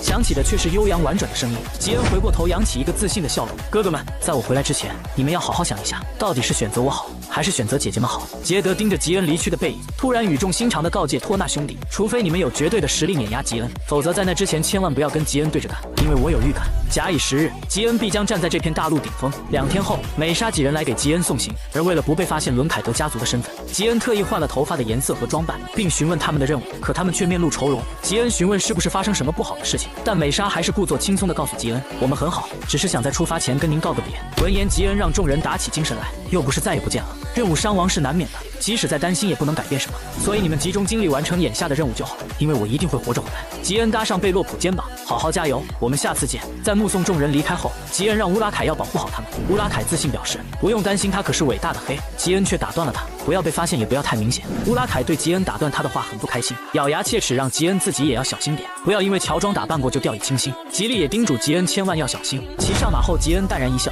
知道了，我会给你带纪念品。一遇的剑术天才，可他的姐姐却想将他扼杀在摇篮之中，不仅给他种下诅咒，更是让他执行9死1生的任务。可吉恩对此却毫不畏惧，因为他得到了暗影神明的赐福，成为了主宰影器的暗影君王。而在接受暗杀任务后，吉恩来到无法地带马米特，这里是最底层罪犯的聚集地，无数穷凶恶极的不法之徒游离在此。吉恩丢出1枚银币，跟老板要了一杯水和食物。一旁的悍匪见吉恩年纪不大，气势不小，于是便决定教一教他这里的规矩，恶狠狠地让吉恩跪下舔他的脚。可话音刚落，一把锐利的匕首就划过他的咽喉，鲜血瞬间溅出了2米半。做完这一切后，吉恩面无表情，将匕首拍在桌子上，不耐烦地质问老板还要让他等到什么时候。周围的人都被这猝不及防的一幕震在原地，可下一秒所有人都轰然大笑，幸灾乐祸地嘲笑着壮汉的下场，就好像只是死了一只蚂蚁一般。这也让吉恩体会到这些人骨子里的疯狂，让他想起前世老师所教会他的话，如果想得到这里的法外狂徒的认可，就必须要展现出自己的霸气与实力，无论前世、意识、今生，老师都帮助到了吉恩。吉恩希望这一世能报答他的恩情。片刻后，老板为吉恩送上食物和水，并表示不会在食物里下毒，因为毒杀是这里的禁忌。见吉恩面孔比较陌生，便询问吉恩是不是有家人在本地，可吉恩却表示这与他无关。接着他掏出1枚金币向老板打听情报，这里有一个叫希斯特的女人吗？老板思索一番后，确定的表示没有听说过这个人，而吉恩也没有抱多大希望，让老板给他推荐一个没有蛇鼠虫蚁住的地方。老板告诉他，在这里那种地方只有一个，那就是城西的月光井旅馆。马米特的各位王都居住在那里，所以也没人敢在那里闹事。随后吉恩便前往月光井。阿卡伦是个从小到大没吃过苦的纨绔少年，以他的性格不可能居住脏乱差的环境，所以吉恩推断他此时就窝在那里。果不其然，吉恩刚踏入月光井旅馆，就见到了阿卡伦。此时他正对着护卫大发脾气，命令护卫立即去给他买魔药，否则他1个小时都待不下去。可不管阿卡伦如何泼喊，护卫都无动于衷，并言辞义正地告诉阿卡伦，他们的职责是保护他，而不是满足他的各种无理要求。可阿卡伦根本听不进去，不管不顾地耍着脾气，还威胁护卫以后一定不会放过他。见状，护卫无奈地叹了一口气，对着身后的同伴使了一个眼色，接着哭呲一拳把他打晕了过去，还一边抱怨着真想让他吃魔药吃死算了，实在搞不懂大人为什么要留着这种家伙。说着就扛起阿卡伦回去房间。吉恩猜测2名护卫至少都是6星武者，虽然暗杀他很简单，但问题是之后该如何全身而退，而毒杀又是马米特不成文的规定，如果我贸然违反肯定会引起轩然大波。吉恩思索着能在月光井悄悄杀死阿卡伦的方法，下一刻他猛地一拍桌子，想到了一个瞒天过海的计划。与此同时，一名银发少女正带着几名护卫赶往月光井，而他们此行的目的竟与吉恩相同。可就当他急匆匆赶到月光井时，上空突然凝聚出汹涌的雷云风暴，一道粗壮如龙的雷电奔着月光井直冲而下。突如其来的一幕当场让几人怔在原地。银发少女神色呆滞的喃喃道：“看来我今天出门没看黄历啊。”他本是剑术名门的天才继承人，却觉醒了家族禁忌的魔法天赋，更是同时掌控主宰万物的隐气之力。当隐气和魔法合而为一时，竟爆发出堪比7星魔法的威能。为了能够在暗杀阿卡伦后全身而退，吉恩想到了一个瞒天过海的方法，那就是施展魔法对月光井进行无差别攻击。以他4星的魔力配合上隐气，将能达到6星魔法师的威能。而吉恩稚嫩的相貌就是他最好的伪装，没有人会怀疑一个15岁的少年是6星法师，而且在使用隐气后还不会留下任何痕迹。于是吉恩为了让场面看起来更像是恐怖袭击，决定使用雷电召唤魔法。他先是施展出隐气释放，只见房间瞬间陷入了虚无之中，紧接着抬手蓄力出雷能，下一刻吉恩浑身就被雷光包裹。雷电召唤，话音刚落，一道粗壮如龙的雷电直冲而下，强大的雷霆之力疯狂肆虐。旅店外见到这一幕的茜丽丝呆滞在原地，怀疑是月光井里有人跟高级魔法师结了仇，但也有可能是冲着密宫来的，因为其中还有6名密宫成员以及公主的情人。茜丽丝连忙带人冲进废墟，虽然他们不在乎阿卡伦是死是活，但他们必须确认密宫成员的安全。就在此时，上空雷云再次翻涌，紧接着一道粗壮的闪电再次劈下，将旅馆内的人轰了个人仰马翻。就在护卫心急的准备冲进去时，茜丽丝却急忙叫住了他。一道堪比7星魔法的巨大雷霆轰然落下，整个旅馆被炸成一片废墟。茜丽丝呆呆站在原地，猜测刚才那下应该是最后一击。望着散发着漫天尘埃的废墟旅馆，他只能祈祷成员们能平安无事。这时始作俑者也从废墟中狼狈地爬出来，吉恩也被自己的攻击波及到，但好在有露娜姐的吊坠，所以他才没受到致命伤。吉恩寻找着阿卡伦的踪影，如果他还没死，那现在就是最好的下手时机。可突然一道人影来到他身前，茜丽丝惊讶地凑近吉恩，好奇打量着他，没想到马米特居然还有跟我年龄相仿的人。你还好吗？你最好尽快离开这里吧。这时密宫护卫前来禀报，小姐，成员们只是受了点伤，但都还活着。闻言，茜丽丝转过头吩咐护卫，那太好了，如果他们还在保护阿卡伦的话，就直接把阿卡伦杀了吧。发现魔法师的话，就立刻将人拿下。吉恩打量着眼前的银发少女，原来她是密宫公主的女儿。听她刚才的意思，应该是来解决阿卡伦的，所以即便阿卡伦侥幸活下来，也难逃一死。吉恩现在该考虑的是如何脱身。为了防止被茜丽丝看清长相，他将头发弄乱，把脸遮挡起来，打算跟着混乱的人群逃离这里。可就在此时，茜丽丝举起长剑，对着下方人群大喊：“我是密宫公主之女茜丽丝，现在开始，月光井将由密宫掌控，反抗之人一律视为密宫敌人。”此话一出，顿时引起人群的骚动。有人抗议到这里轮不到密宫管控，他们越权了。闻言，茜丽丝面色阴沉，瞬间化作一道光影闪过，剑锋所过之处皆被寒霜冰冻。茜丽丝眼神冰冷，面露杀气。密宫行事何时轮到你们来指手画脚？没有找出那个魔法师，你们谁也别想离开这里。可随后，茜丽丝又找到了吉恩，没好气地问他怎么还不走。吉恩摆出一副害怕的样子，表示自己腿受伤了。闻言，茜丽丝拿出一盒药剂，你能在恐怖袭击中活下来，运气真好。本小姐还亲手帮你抹药，这可是你8辈子修来的福气，有机会可要好好报答我。随后，吉恩微笑挥手跟他告别，可下一刻，吉恩就瞬间变脸，暗杀任务完成。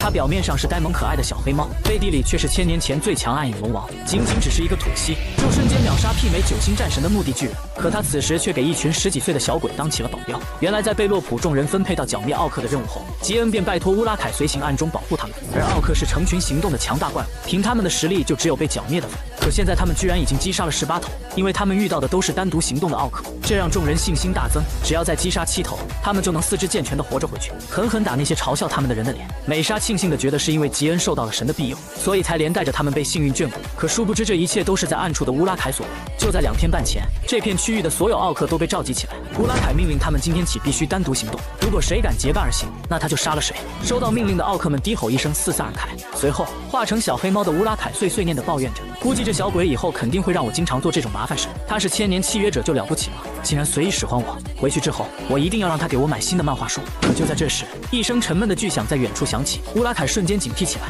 他感受到了一股强大的气息，正在往这边靠近。他想不明白那家伙是在哪里冒出来的，不过看样子是不会乖乖返回了。乌拉凯手掌一摊，召唤出一团影气，随后朝下方席卷而去，瞬间便形成了一道结界，将这片区域笼罩。贝洛普立即察觉到了异样，但他也只是觉得天空好像比刚才更黑了。随即乌拉凯显化出真身，直奔那道庞大身影飞去。到底是谁？不经过我的允许，就肆意让气息外泄。待他定睛一看，发现原来那并不是活物，而是旧时代的遗物——墓地巨人。可在2000年前，龙族明明已经将他们全部消灭，况且墓地巨人只会守在死去之神的墓地里，怎么会出现在这里？但无论是什么原因，都让乌拉凯很不高兴。只见他张开大口，凝聚出暗影能量，顷刻间能量如同风暴般聚集在他口中。与此同时，巨人也察觉到了危险，当即摆出防御姿态。下一刻，一股可怕而强大的能量倾泻而出，瞬间将巨人吞噬。那庞大的身躯在一个照面间便被龙息撕裂。乌拉凯扇动着翅膀回到地面，重新化作人形后来到巨人面前，思索着这个墓地巨人怎么会出现在此。他怀疑这与吉普尔家族有关，这其中到底有什么阴谋轨迹。在衡量利弊后，乌拉凯还是决定先不把这件事告诉吉恩，之后如果有什么危险，那就由他来保护吉恩。只要再让吉恩成长10年，他就有能力对抗吉普尔家族。与此同时，另一边的房间内，一道人影紧张的来回踱步，直到一个身影走进来后，胖子慌乱开口：“比修凯大人出大事了！我制作的墓地巨人被毁掉了，而他就是鼎鼎大名的变身术士布巴尔。他面前的男人则是金杰罗的副团长比修凯。我已经听说这件事了，并且我还亲自去现场确认过，解决掉墓地巨人的是龙，而且还是影之龙。”闻言，布巴尔心头一惊，难道这么快就被龙族察觉我们的计划了吗？还不能确定，但这绝对是一个警告。我要去约吉普尔家族的人谈谈。男孩年仅15岁就成为了5星骑士，更是独自完成了9死1生的暗杀任务，毫发无损地从无法地带归来。可他的实力却遭到其他成员的质疑，因为他们听说在吉恩执行任务的当天，有一名魔法师恰好袭击了暗杀对象所在的旅馆，所以他们认为吉恩这次任务完全是依靠运气，不然凭他4星剑术的实力根本不可能活着回来。那又怎样？人家可是伦凯德家族的小少爷，哪是我们这些训练生可比的？就在这时，吉恩突然走到他们面前，训练生们顿时心头一惊，难不成吉恩听到了他们的对话？吉恩淡淡开口：“很遗憾，我都听到了。卡金，你的手臂还好吗？”闻言，卡金面色一沉，阴阳怪气的回应：“多亏了您下手干脆利索。医护人员说接起来挺容易的，是吗？你们好像在聊一个有趣的话题啊。”“没错，毕竟像我们这种卑贱之人，也就只能在背后说说您这位伦凯德家族小少爷的闲话了，还请您谅解。”可吉恩却表示不必寻求他的谅解，因为他还不是先锋，严格来说并不是他们的上级。但卡金却一脸讥笑：“以您的身份想对付我，不过就是一句话的事吗？”吉恩表示：“你确实让我很厌恶。”卡金直接站起身来：“在我眼里，您不过是凭运气完成的任务，根本得不到我的认可。”吉恩面色一冷：“你好像误会了，我并不是因为你对我冷嘲热讽、出言不逊感到厌恶，而是因为你身为终极班实力最强的5星骑士，可却只会在我背后说闲话。”吉恩长剑指向卡金：“我说过了，你们随时可以向我发起挑战。”闻此，卡金再次确认：“您是认真的吗？”而当他听到吉恩肯定的回答后，他立即抽出长剑，猛地劈向吉恩，疯狂宣泄心中压抑已久的怒气。吉恩感受着剑身传来的力道，暗自心惊，卡金的力量确实非常强劲，但比起他之后要面对的敌人来说，根本不值一提。可下一刻，卡金突然贴到吉恩身前，裹挟着强悍的正气迅猛斩下，吉恩只能举起长剑奋力招架。卡金迅速抓住这个空档，狠狠一脚将吉恩踢飞。与此同时，剑光紧随而来。就在此时，一股玄奥的感觉涌上心头，吉恩以不可思议的速度躲开卡金这下攻击，就如同上次被铁块袭击的那天一样，他也能看到卡金的攻击轨迹了。面对卡金狂暴的剑击，吉恩已经能游刃有余的轻松接下，久攻不下让卡金陷入更加的愤怒之中。而吉恩有自信在接下来3个回合中结束战斗，因为他已经看穿卡金的全部招式。面对吉恩的轻狂，卡金怒喝一声：“少爷，您还真是不见棺材不落泪啊！”紧接着他的攻击变得更加狂暴，如同狂风暴雨下的汪洋，是要掀翻吉恩这一叶轻舟。可就在3招过后，吉恩一个瞬身来到卡金身下，磅礴的力量尽数灌入剑中，由下至上猛地挥劈而出，瞬间将卡金的长剑拦腰斩断。卡金一脸不敢置信的呆愣在原地：“我被骗了吗？您的剑术竟然达到了5星！”接着一把长剑指到他面前，吉恩目光冷厉：“我从未说过我还停留在4星，只不过是你对我不了解罢了。我从不打无把握之仗。”就在这时，托纳兄弟听到这边的打斗声后也打了过来。当他们看到这一幕后，心中掀起惊涛骇浪：什么情况？难道吉恩战胜了卡金？而吉恩也没过多解释，只给他们留下了一句：“不必大惊小怪。”后便离开了现场，留下兄弟俩在原地久久不能平静。很快，卡金就将这件事禀报给吉恩2位姐姐，他们难以置信，再次跟卡金确认：吉恩才15岁，剑术就已经达到5星了吗？闻言，卡金低下头回应道：“当时在场的所有人都看到了，吉恩的正气确实超过了5星。”在得到肯定的答案后，安妮表示：“这是对我们展露獠牙了吗？”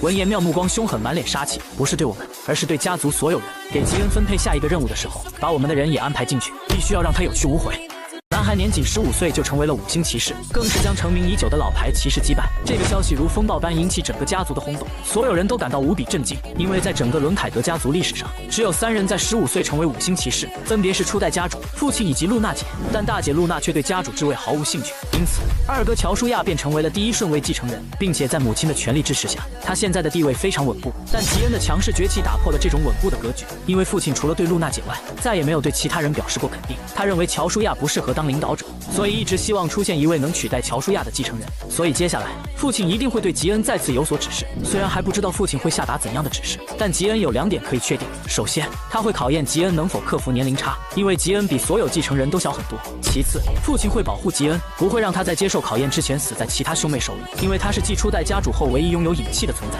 并且在消息传开后，全世界的家族和各种团体都会前来拜访，所以父亲肯定会举办宴会。吉恩让吉利对此做好准备，尤其是看好乌拉凯。如果他化成人形偷偷混进宴会就麻烦了。乌拉凯气急败坏跳起来：“你小子把我当成小孩子了吗？”可吉利却表示一定会牢记于心。3天后，吉利告知吉恩，家主会在1个月之后亲临本家，同时其他家族和团体到时也会前来拜访，到时候将会举办宴会。就在此时，管家神色慌张地破门而入：“少爷，您被分配了一个任务，但执行地是科隆遗址。”另一边，此时母亲正暴跳如雷地大发雷霆，怒骂在场的先锋到底是怎么办事的，竟然把吉恩派去吉普尔的领地。就在这时，吉恩推门走了进来。母亲见到吉恩来了后收起脾气，告诉吉恩这次的任务取消，他不用去科隆。此话一出，顿时引起安妮和妙的不满，可母亲却怒吼着让他们闭嘴，责怪2人一心想置吉恩于死地。可听到此话，却让他们的不满更加强烈。妙大声质问母亲：“我们的确想让他死，但这很奇怪吗？”一旁的安妮也愤怒地附和，非常不理解母亲为什么这么袒护吉恩，因为在伦凯德家族中，对于兄妹之间的斗争都是以默认的态度怂恿他们进行更激烈的竞争。在场的所有人从小就被打压算计，吉恩现在经历的他们也曾经历过。在听到妙和安妮的理由后，母亲缓缓闭上双眼。虽然你们说的没错，我们家族为了竞争确实可以不择手段，但你们15岁的时候实力达到5星了吗？吉恩与你们是不同的，如果你们小时候有他这样的实力，那么我也会保护你们。也就是说，你们2个没有被保护的价值，即使你们现在成为了先锋，却还是这么不成器，所以我也没有什么可后悔的。听闻此话，妙和安妮顿时面如死灰，哑口无言。接着，母亲又将枪口对准了其他兄妹，他们2个闹出这种事情，同为先锋的你们却没有制止，所以你们3人都有责任。伦蒂亚回去反省，兰和维古格交还一把家族名剑。闻言，2人立即开口抗议，可母亲却冷漠地告诉他们，原本是想将他们的名剑全部没收，但现在只让他们交出一把，他们应该感到庆幸。在雷厉风行地压制住所有兄弟姐妹后，母亲将目光投向吉恩，她想知道吉恩在目睹这一切后会是什么反应，甚至因为他迁怒了无关的3人，吉恩会虚伪地让我惩罚他吗？还是会因为我对他的偏心而得意呢？母亲静静等待着吉恩接下来的表现，可吉恩的回答却出乎他的意料。母亲，我很喜欢姐姐们给我分配的任务。母亲惊诧万分地一拍桌子质问吉恩：“你知道科隆遗址是怎样的地方吗？”可吉恩的回答却让妙和安妮心中狂喜。我知道，那是吉普尔家族的领地，家族曾经试图将其占领，但却失败了。我也知道那里很危险，但是我并不打算因此而退缩。兰还是家族千年一遇的剑术天才，可却被姐姐们安排十死无生的任务，就连他的母亲也劝他不要接受。可吉恩仍旧无所畏惧地答应下来，只因他不仅拥有表面上5星剑术的实力，背地里更是觉醒了影气之力和魔法才能。当他同时使用魔法和影气时，甚至能爆发出8阶法师的威能。可不了解的母亲却觉得吉恩是在逞匹夫之勇，你应该清楚你的姐姐们无法直接对你出手，所以只能利用先锋之权让你在任务中丧命。而吉恩在听到母亲的话后依旧面不改色，表示他现在与姐姐们决斗必输无疑，但如果他能成功完成任务，就会让他们受挫。母亲闻言仍旧担忧吉恩的安全，毕竟去克隆遗址稍有不慎就会丢掉性命，便询问吉恩是否有把握。吉恩自信一笑回应了肯定，但他还提出了一个要求，那就是如果他活着回来，哥哥们上交的名剑就归他所有。闻此，2位哥哥感到十分不解，告诉吉恩如果想要他们的剑，现在就可以给他一把，没必要冒着生命危险接受任务，毕竟在父亲到来之前，吉恩必须活着。可吉恩对此却嗤之以鼻，如果他们觉得自己活着重要的话，当初姐姐们在分配任务的时候，他们为什么不加以阻拦？这时母亲喝止了几人的争吵，并在答应了吉恩的要求后将所有人赶了出去。看着子女们离去的背影，母亲却露出一个欣慰的笑容。她原本还担心吉恩会变得跟露娜一样，所以才在她面前践踏了哥哥姐姐们的自尊心，但现在看来是她多虑了。可就在出来后，几人仍在针锋相对。安妮气势汹汹地盯着吉恩，怎么，你以为这次还能那么好运吗？吉恩淡淡回应，他的运气向来很好，你很快就不会这么从容了，因为这次不是单人任务，你在路上不会寂寞的。闻言，吉恩也猜到了安妮计划的1、2，但在危险的阴谋在绝对的实力面前都不堪一击。多谢姐姐的关照，我们回见。几天后，吉恩便准备出发执行科隆任务，而他的队友全都是安妮派系的人。几人虚伪地跟吉恩打着招呼，表示之前多有不敬，请他谅解，从现在开始绝对不会让他失望。吉恩也跟几人客套回应过去的事就让他过去了，但心里清楚他们3人是安妮派系的人，想在危险之地趁此机会除掉吉恩。而这次的任务是抢夺克隆遗址的4件遗物。克隆遗址原本是由几千名原住民组成的部落，几百年前，吉库尔家族发现了科隆，他们杀害了大多数原住民，并迫使他们成为奴隶。只因吉普尔家族想要得到科隆部落的圣物魔力之泉，那是形似一面镜子的手工艺品，只要盯着它看魔力就能升至7星。吉普尔家族利用它打造了一支魔法师大军，不过在前世，他们是在10年后才开始量产制造魔法师的，也就是说，目前他们还没找到魔力之泉。想到这，吉恩不禁握紧长剑，今生他绝对不会让它落入吉普尔家族的手中。随后，他们探查到要找的遗物在3号仓库，虽然突袭并不难，但那里一定有警戒魔法。就在这时，吉恩表示考虑到回程的体力问题，他们先休息1小时再进行突袭，并掏出1包牛肉干递给他们。吉恩在看到3人都吃下了肉干后，便戴上了面罩，冷厉地看着3人：“你们就在这睡一会儿，我去就回。”几人只感觉天旋地转，接着就栽倒在地上昏睡过去。吉恩看着昏睡的3人感到无语，他们真当我是傻子吗？如果对我表现得像平时一样傲慢的话，自己反而不会那么防备他们。不过，狗听主人的命令本就是理所当然的。男人上一秒还在谈笑风生，下一秒就变成狂暴嗜血的怪物，不仅拥有超高的再生能力，更是让天才剑军陷入苦战。吉恩独自一人潜入吉普尔家族的3号仓库，虽然这里有侍卫把守，但守卫却没有丝毫警戒心，毕竟没人敢跟吉普尔家族作对。就在此时，吉恩瞬间出现，解决掉一人，另一名守卫慌张举起武器大喊，接着长矛便向吉恩猛地刺去，在空中翻转2圈半后，吉恩猛地向守卫冲去，一个肘击将其打晕。接着吉恩来到仓库大门前，这竟然只是一把普通的锁，上面也没有警戒魔法，看来吉普尔家族并不认为这里有多重要。而当吉恩打开门后，门口赫然出现一个警戒魔法阵，世人都以为这是检测血统的，可这个魔法阵的实际作用是检测进入仓库的生物是人还是魔物，所以只要是正常人的血都能通过检测。吉恩用匕首划破了守卫的手掌，他没必要使用自己的血，免得留下证据。接着吉恩将守卫的血液洒在魔法阵上，魔法阵瞬间亮起了红色光芒。就当吉恩以为顺利破除魔法阵时，魔法阵突然爆发出剧烈的反应，刺眼的红光冲天而起。吉恩难以置信，他明明用的是守卫的人血，为什么法阵还是被激活了？也就是说，要么血的主人染上了疾病，要么就不是人。就在此时，刚才的2名守卫发生了异变，不仅身躯变得无比强壮，眼里还散发着妖异的红光。吉恩迅速与之拉开距离，同时手中释放出风魔法，一股龙卷风扩散覆盖这片空间，与外界隔绝。他原本不打算使用魔法，以免被附近的魔法师发现魔力波动，但现在顾不得那么多了，接下来必定免不了一战。面对猛冲过来的怪物，吉恩从腰间抽出匕首，在攻击到来的刹那迅速蹲了下去，紧接着趁着怪物攻击的空档猛然刺了过去。怪物吃痛，顿时发出吼叫，暴怒地向吉恩发起挥击。吉恩闪身躲开，紧接着拔出腰间的长剑，剑身磅礴的正气散发出强大的气息。见此情景，怪物脸上顿时露出了惊恐的表情，他们似乎对吉恩的正气感到十分害怕。怪物拔出插在腹部的匕首，而伤口仅在2秒半内就开始自愈。吉恩见此暗自心惊，因为那是高级魔物才拥有的秒速再生能力，可那2个家伙在2分半前还是人类。吉恩猜想，难道他们是活体魔像？可制造活体魔像可是特等罪行，莫非吉普尔家族把这里当成实验室研究竞技魔法？而活体魔像的实力相当于4星武者，相比训练有素的4星骑士，他们攻击更为单一，可想要击败他们，唯有彻底粉碎他们的核心。一般来说，核心就藏在头部、心脏、丹田这3处。于是吉恩决定先瞄准其中一个，只见他手持长剑蓄势而发，猛地一剑刺穿了魔像的头颅，怎料魔像并未当场死去，手中利爪再次朝吉恩挥下。吉恩感觉到魔像的力量丝毫没有减弱，反而比刚才更加狂暴了。在排除头部后，吉恩再次瞄准魔像的丹田，猛地一剑刺进他的体内，然而却没有发现想象中的核心。如此一来，就只剩一个地方了。紧接着长剑由下至上瞬间将其分成2半，核心随之掉落出来。吉恩一剑插进核心，此刻吉恩的内心无比愤怒，竟然把活人当成了实验体。与此同时，另一个魔像挥出利爪向他袭来，吉恩眼中寒芒一闪，反手将长剑深深刺入魔像体内，汹涌的正气瞬间将核心毁坏。在成功解决掉2只魔像后，吉恩的魔法也同时失效。这时，一道虚弱的声音传入吉恩耳里，此时魔像变成不人不鬼的模样，哭诉着祈求吉恩杀了他。吉恩闻言紧闭双唇，内心沉重地说了声好，接着一剑送他解脱。虽然不知道他们之前有过怎样的人生，但是这个世界上没有人会自愿成为活体魔像，因为一旦变身，他们就不会再拥有明天，只会沦为一种消耗品。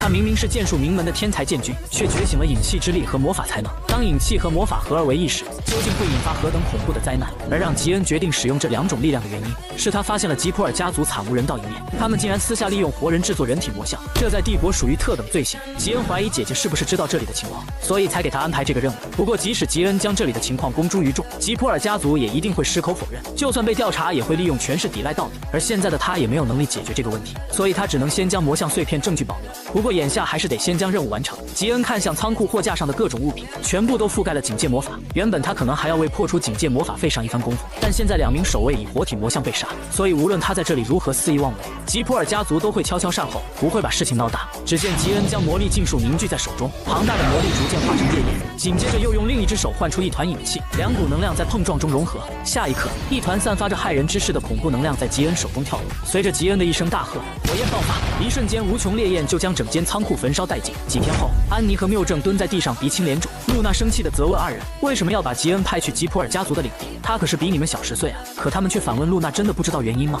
闻言，露娜表示难不成你们是想和吉恩打排位战？但是在排位战中，先锋只能以先锋为对手，这是不成文的规定，他们的所作所为简直就是先锋的耻辱，就连同为先锋的露娜都为他们感到羞愧。可这话顿时让安妮恼羞成怒，姐姐，你从来都不在乎排位赛的情况，你又有什么资格在这里侮辱我们？露娜讥讽一笑，如果获胜的是你们，我也不至于把话说到这个份上。但是吉恩已经成功完成了任务，此时他应该已经向母亲汇报完情况了。现在知道为什么说你们是耻辱了吧？从结果来看，你们是为吉恩提供了展现实力的机会。闻此，二人顿时如鲠在咽，再也无力反驳。就在他们离去时，露娜给予了二人一个忠告：吉恩并不是什么心慈手软的人，所以你们以后还是小心为妙。虽然我们的路早已背道而驰，但你们两个毕竟是我的妹妹。在二人走后，乳母感慨露娜刚回本家就教训妹妹，好像又回到了青春的时候。露娜却表示自己的青春期早就过了。接着她询问乳母，是不是也觉得他们两个不是吉恩的对手？乳母认为只需再过5年，即便是正式决斗，他们也打不过吉恩少爷了，而这也与露娜的观点一致。接着他又询问调查暗杀吉恩事件的进展如何，乳母告诉他，这件事情可以排除安妮和妙，那时他们还在中级班，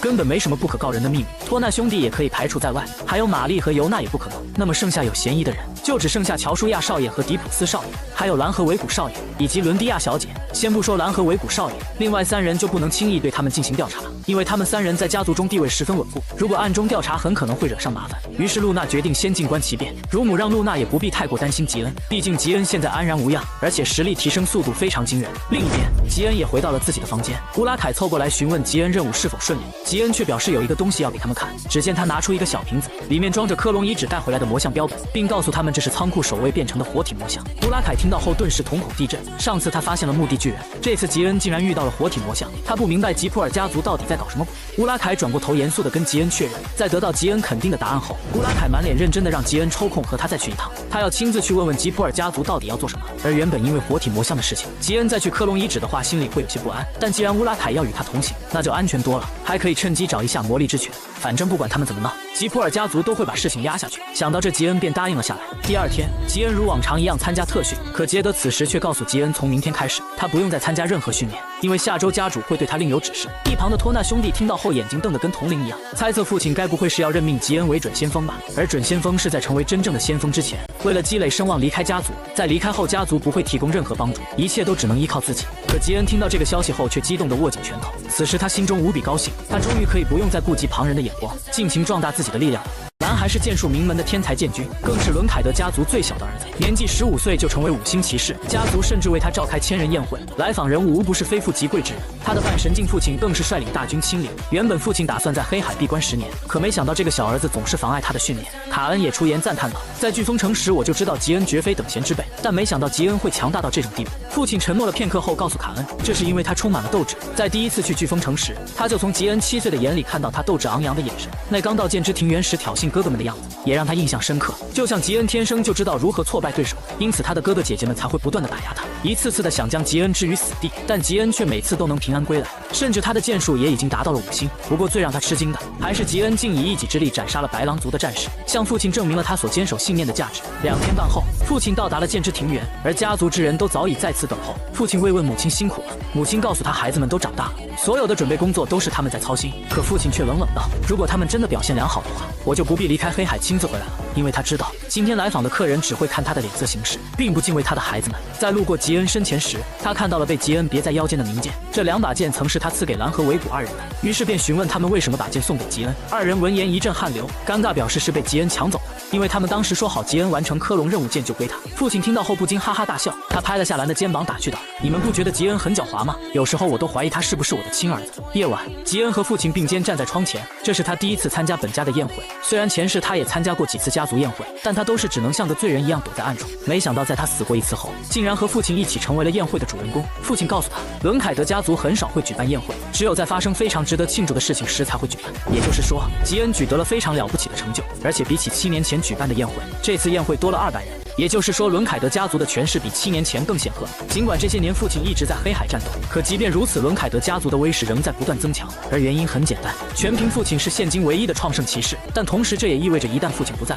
今天在场的大部分人都可能与伦凯德反目成仇，并且伦凯德家族的实力也会远低于吉普尔家族。到那时，吉普尔家族将独领风骚。这时，吉恩却突然说出令父亲难以置信的话：“如果家族被吉普尔家族打压，造成无可挽救的局面，那么我将会离开家族。”闻此，父亲脸色瞬间阴沉下来。接着，吉恩继续开口解释，如果因为父亲不在伦凯德家族就垮了的话，那只能说明下任家主无能至极，他不会让自己被那种家主害死。说到这，吉恩话锋一转，询问父亲他们手中握有多少这些人的把柄。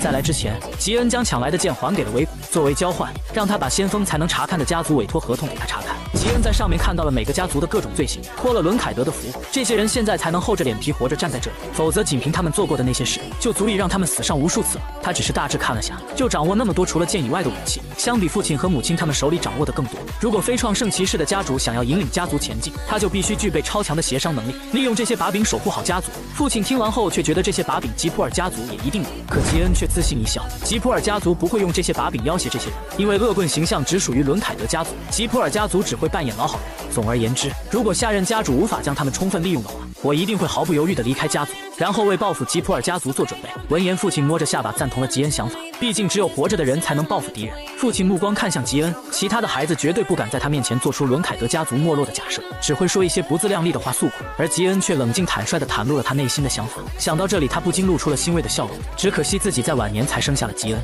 他兼具着露娜的天赋、玛丽的野心，还有迪普斯的斗志，短则10年，长则15年，这是他能守护家主之位的年限。在这期间，吉恩能否改变继承人的顺位情况？接着，父亲让吉恩在宴会结束后等候自己的召见。闻言，吉恩不禁握紧了拳头，看来父亲要赋予他准先锋的职位了。可就在这时，一名下人慌慌张张地跑进来禀报，有几名没有发过请柬的客人告访。父亲听到后面色一明，当即就猜到了来人身份，难道是吉普尔家族的人吗？作为剑术名门合格的家主继承人，吉恩不仅得要拥有无双剑术，更是得有一副会心妙舌才能执掌乾坤。就在宴会开场前，父亲收到了死对头吉普尔家族不请自来的消息，顿时觉得他们可真够狂妄的。他们一共来了5人，为首的是副家主安德烈。父亲告诉下人放另外4人进来，而安德烈则是让他立刻滚。接着父亲询问吉恩觉得他的做法是否过分，可吉恩却表示感到十分痛快。如果安德烈觉得受到了屈辱而带领吉普尔族人离去，那就是无视了伦凯德家主的命令，而在剑之庭园绝对不允许这种情况发生，那么父亲将有理由砍掉他2条腿，所以安德烈一定会按照父亲说的做。随后宴会正式开始，父亲带着吉恩出现在2楼，并向众人介绍起了吉恩。他这个在晚年生下的儿子十分出色，令他感到十分高兴，所以在这里他要感谢吉恩。说完后，下方响起一阵掌声。接着父亲又告知众人宴会的规矩，如果在宴会上喝醉了出现斗殴的情况，会被守护骑士请去决斗场，败者要服从于胜者，但胜者也不能过于为难败者，毕竟这还是一场宴会。吉恩看向身边的父亲，虽然父亲说得很温和，但实际上这就是一场冤家派对，掌控着大陆各大势力的风云人物聚集在此，他们之前的恩怨情仇错综复杂，如果只是普通宴会可能就只会比比气势，但这可是伦凯德家族的宴会，无人敢打破父亲的规矩，就算他们不能将仇人杀死，也能将其狠狠暴打一顿，因为这是在疯狂的伦凯德家族。父亲在宣告完后让吉恩也加入宴会，如果有看中的家伙就把他拖走，但不能选比他弱的，除非他侮辱了你和伦凯德家族。吉恩自信一笑，我知道，还有一点就是我绝对不能输。父亲表示这是必须的，否则他将会收回吉恩现在拥有的一切，包括布拉达曼特和他的乳母。看着父亲离去的背影，吉恩不由得感慨，这还是他第一次和父亲这样聊天，就如同一对寻常父子一般。但吉恩今生的目标可不是当一个讨喜的儿子，而是超越父亲。在吉恩加入宴会后，托纳兄弟小心翼翼凑到吉恩身旁，动作僵硬地跟吉恩热情打招呼。在跟兄弟2人客套几句后，吉恩贴到兄弟2人耳边，轻声告诉他们，适当说几句得意的话，你们就走吧。兄弟俩紧张的磕巴巴地答应了吉恩。就在这时，一名长发男子来到了吉恩打起招呼，刚想自报家门，吉恩就抢先道出了来人的身份，你是卡恩家族的第一先锋吧？托纳兄弟见状非常识趣地离开了这里。可就在吉恩交谈之际，一只大手突然拍在吉恩的脑袋上。我一直都很好奇到底是什么样的小鬼，在15岁就达到了剑术5星，见到你很高兴，我叫乌格。吉恩强忍着心中的怒火，脸色十分阴沉地应和他，可乌格还是一点都不客气地套着近乎，并表示吉恩虽然是伦凯德族人，但不至于没对他用尊称就摆脸色吧，在武者的世界里他可是前辈，虽然吉恩身为后辈很了不起，但也太没礼貌了吧。闻此，吉恩转过头，神情冷漠地看着乌格，你给我听好了，你刚才的言行对于我和所有尊重我的人来说都是一种侮辱，如果你喜欢搞前后辈这一套，就更应该注意，这里大部分人都是你的前辈吧，你应该看到了你的前辈们对我是什么态度吧，承认自己的错误并向你的前辈们道歉吧。乌格闻言顿时满头大汗，一句话都说不出来。就在这时，一旁的人们纷纷上前打起了圆场。乌格，我就知道你这张嘴迟早有一天会闯祸，小少爷饶了你一命了呢，别像个女人一样磨叽，爽快的道个歉。见此情景，乌格弯腰向吉恩和各位前辈们道歉，而吉恩也接受了他的道歉。在乌格离去后，露娜姐来到吉恩身边，她也目睹了吉恩卓尔不群的这一幕。你可真是会树敌啊，偶尔像个普通孩子一样可爱点也不错的。但吉恩却表示自己现在代表的可是伦凯德家族。露娜这时又问道，如果乌格向你发起决斗的话，那你该怎么办呢？他可是一名6星武者。闻言，吉恩告诉露娜，如果真是那样的话，那么图科家主和元老们一定会过来劝架。听到吉恩的分析，露娜不由得惊叹，你居然连这个都算到了，难道是在什么地方学过贵族的勾心斗角吗？但可能正因为吉恩的天赋极高，头脑又聪明，所以才有人想在飓风城里暗杀他吧。想到这，露娜决定像吉恩一样给所有人提个醒，她一把将吉恩脑袋搂过来依偎在他身上。露娜要用这种亲密的方式告诉所有人，吉恩是她非常疼爱的弟弟，这样有人就会因此而忌惮。在在场的人见此都十分震惊，能看得出身为9星战神的露娜是有多疼爱他这个弟弟。但有一个人见到这一幕后，槽牙都快咬碎了，甚至用力过猛把手帕都咬了下来。比修凯大人，我真的太羡慕他了，我也想跟露娜大人依偎在一起。而他正是金杰罗的布巴尔。身边的副团长比修凯见到布巴尔这番模样，嫌弃的让他闭上嘴。这时比修凯的妹妹却让他尊重布巴尔，也许露娜对他来说很重要，而且多亏了布巴尔推他过来，他才能舒服的在这里观看这场冤家派对。闻言，比修凯叹了口气，无奈的捂着脸。而身为主人公的吉恩在打发完身旁的人后，开始寻找着吉普尔家族的人。就在这时，一只酒杯重重的砸在他眼前，而少女头上的徽章是那么眼熟。只见茜丽丝阴森森的盯着吉恩：“我可以邀请伦凯德家族的超新星和我喝一杯吗？很荣幸见到你，吉恩·伦凯德少爷。”男孩只用了一个纯洁的笑容，就俘获了密宫之主女儿的芳心。本以为吉恩只是个默默无闻的小人物，可2年半后的再次重逢，却摇身一变成为剑术名门的天才剑君。他们之间将会碰撞出怎样的火花？而在发现吉恩就是自己当初救下的呆萌少年后，茜丽丝阴沉着脸邀请吉恩和自己喝一杯，可他却装作第一次和吉恩见面，有说有笑的互相客套，这让吉恩满脸疑惑。茜丽丝明明认出了自己，为什么却丝毫不提马米特那件事？毕竟当时他只是在脸上沾了点灰，所以他不可能认不出来。就在此时，茜丽丝突然话锋一转：“对了，吉恩少爷，我有件事想问你，你小腿的伤好了吗？”茜丽丝神色阴冷盯着吉恩，不由得让吉恩心中一阵发怵。吉恩硬着头皮回应道：“多亏了某个大人物亲手帮我涂药，我才能好得那么快。”茜丽丝嘲讽没看出来吉恩脸皮居然这么厚，并让吉恩向他解释一下当时为什么会出现在月光井旅馆。他的手下始终没有找到使用魔法的恐怖分子，后来想到自己放走的那个少年会不会就是犯人呢？吉恩却表示茜丽丝想太多了，伦凯德家族禁用魔法的事情举世皆知，可茜丽丝却认为吉恩当时在执行任务，说不定他觉得自己无法完成，所以雇佣了魔法师。因为现场只有密宫成员值得伦凯德族人出手，所以他必须要向吉恩讨个说法。闻言，吉恩表示这都只是你的猜测，根本就没有指向他的实际证据。茜丽丝见到吉恩如此嘴硬，也是气笑了。既然打算一直跟我装糊涂，那我也就不客气了，我要跟你进行决斗，狠狠把你揍一顿，然后再向这张可恶的脸上吐口水。可吉恩却说父亲警告过不让他比自己弱的人决斗。闻言，茜丽丝愤愤不平地死盯着吉恩，但这时吉恩又说，如果你非要如此的话，那么我也可以答应你。片刻后，2人来到了决斗场，吉恩让除医护人员外其他人全部退下，并吩咐拿来2把好用的剑，随后看向一旁在做准备的西丽丝。在午夜之后，看热闹的人才会涌入决斗场，她毕竟是密宫公主的女儿，如果吉恩在众人面前将她打败，对她来说太残酷。这时，茜丽丝转身要求吉恩答应她一件事，如果他赢了，就将那天在月光井的事情原本地告诉他。吉恩听到后想都没想就答应了下来，但他也提出了要求，如果他赢了，茜丽丝就当那天没有看过自己。说罢，便持剑向茜丽丝猛冲过去。可就在此时，吉恩注意到眼前竟然有冰晶飘落，下一秒，茜丽丝的剑锋就携带冰霜之气袭来，而这正是拥有安多尔玛家族血统的人特有的技能——万冰剑。长剑之上覆盖着寒气逼人的冰霜之力，剑锋所过之处皆被冰冻。吉恩没想到茜丽丝一上来就使用秘籍，对于他这个还没有被传授家族秘籍的小儿子来说可太难过了。然而茜丽丝根本才不管那么多，一剑将吉恩挑飞，紧接着爆发出更强烈的寒气，连绵不绝地向吉恩全力发起进攻，但吉恩依旧游刃有余地全部挡了下来。2人之间相差1星的实力差距也逐渐体现，但茜丽丝仍旧有信心打败吉恩，只要他施展出万冰剑3式，就足以抵消他们之间1星的实力差距。但他的体力和腕力都远不如吉恩，所以他必须速战速决。而在交战中，吉恩也摸清楚了西丽丝的剑技，虽然他能施展万冰剑，但他的攻防招数完全比不上自己，所以接下来茜丽丝一定会用出更强的秘籍来取胜。但吉恩不清楚茜丽丝的秘籍到底有多强，所以他也要拿出自己的秘籍来反击，而他就掌握着飓风城秘传中最强的几种。就在此时，茜丽丝突然露出一个迷之微笑，结束了。吉恩·伦凯德随即发动了万冰剑第3式雪崩，漫天寒霜铺天盖地向吉恩袭来，冰晶蕴含着强大的正气，瞬间划破吉恩脸庞。而处于风暴中心的西丽丝露出自信的微笑，他感觉自己此时已经胜券在握。然而吉恩却突然扬起嘴角，这顿时让茜丽丝不淡定了，自己明明已经施展了雪崩，就算他是15岁的5星天才也难以抵挡这种攻势，可为何他却感到如此不安？突然间，吉恩的剑锋破开风雪刺到他眼前，茜丽丝连忙侧身躲过了吉恩的突袭，然而吉恩的长剑竟承受不住那强大的力量，裂痕不断的迅速蔓延。吉恩顿感不妙，急忙让茜丽丝快躲开。下一秒，一股猛烈的爆炸在西丽丝的寒霜中炸裂开来。伦凯德天才少爷对决密宫小公主，究竟谁能更胜一筹？吉恩为了在和茜丽丝的对战中获得胜利，首次尝试使用秘技，但让他没有料到，长剑竟然承受不住秘技的力量，当场炸开。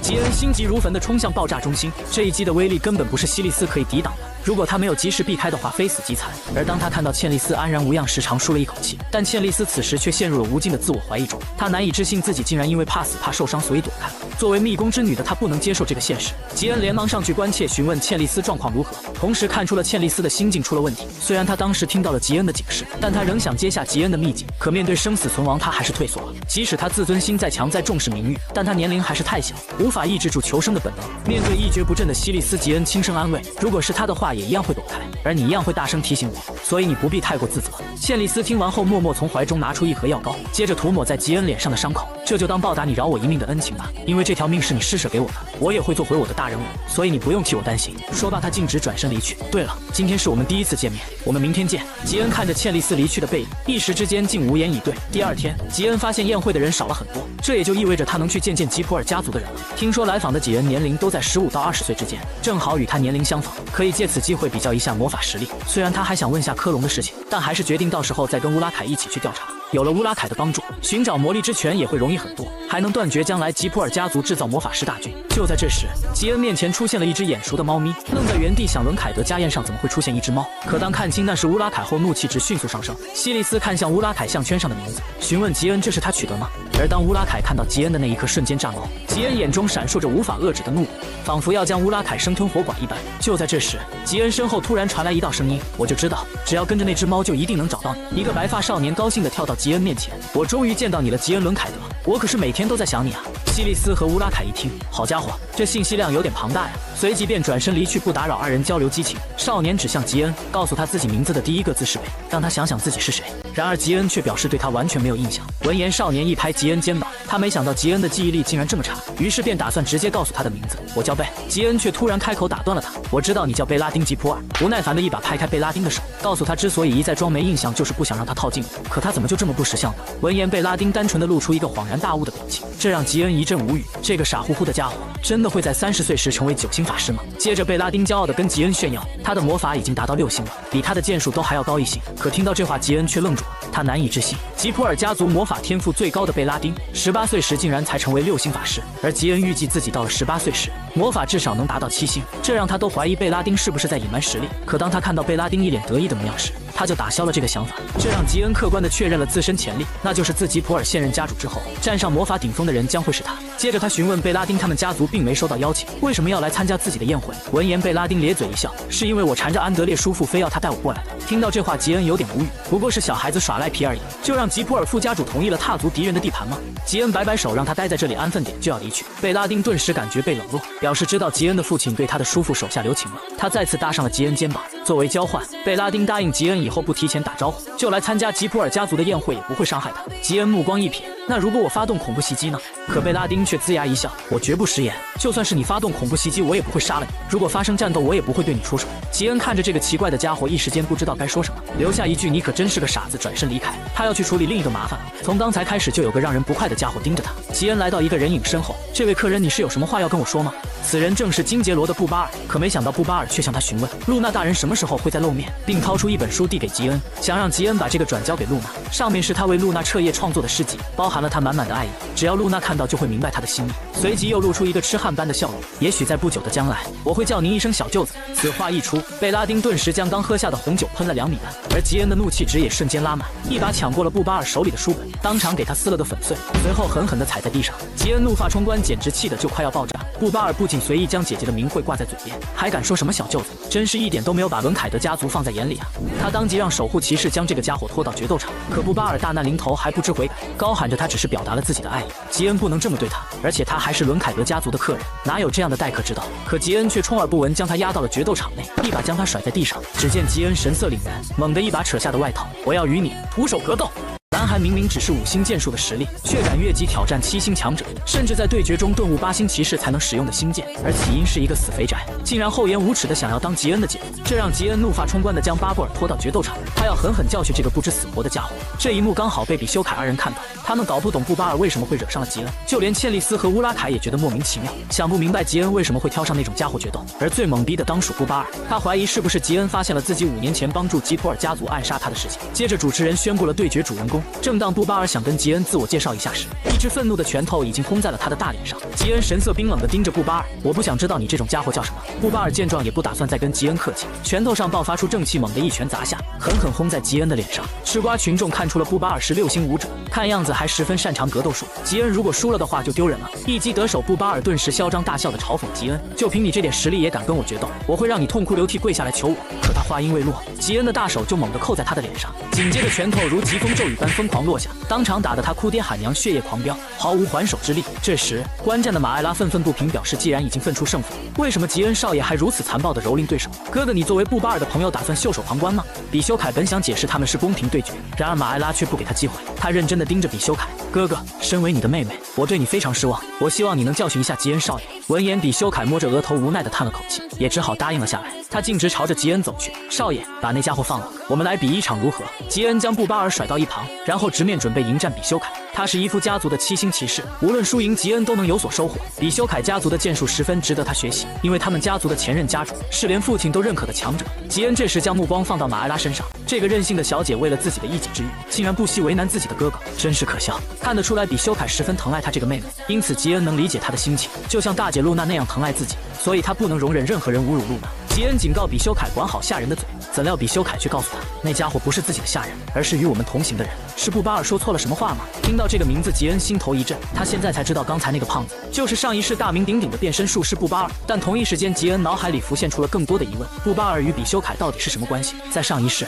布巴尔被逮捕时，并未传出他与伊夫家族有牵扯的消息。比修凯是否知道他是变身术师？但眼下不容他多想，因为他面对的可是一名七星骑士，他得集中精力应对这场战斗。下一刻，比修凯几乎在瞬间冲到了吉恩面前，仅是一个照面，吉恩就知道比修凯的实力不止七星，他高明的剑术甚至能与杰德叔父比肩。以吉恩目前的能力，根本无法看穿他的剑招诡计。刚一交战，吉恩就落入下风。吃瓜群众纷纷认为吉恩坚持不了多久，可贝拉丁却不这么认为，因为只有他知道伦凯德家族的人遇强则强。如果说伊夫家族的剑术是狡猾的蛇，那伦凯德家族的剑术就是狂奔的犀牛，即使脚会断裂，犀牛也不会停止撞击。就在此时，比修凯的长剑划破了吉恩胸口，而吉恩的反击却被他轻松躲开。吉恩感觉比修凯甚至没有使出全力，但他以5星实力跟比修凯打得有来有回也是事实。虽然吉恩感觉自己已经快到极限了，但他在对决中又开始出现那种玄奥的感觉。于是吉恩闭上双眼，全神贯注去感受，磅礴的正气劲数从剑身喷涌而出。比修凯此时也想要结束战斗，手持长剑猛地突进跃向吉恩，可面对比修凯的攻势，吉恩依旧巍然不动。下一刻，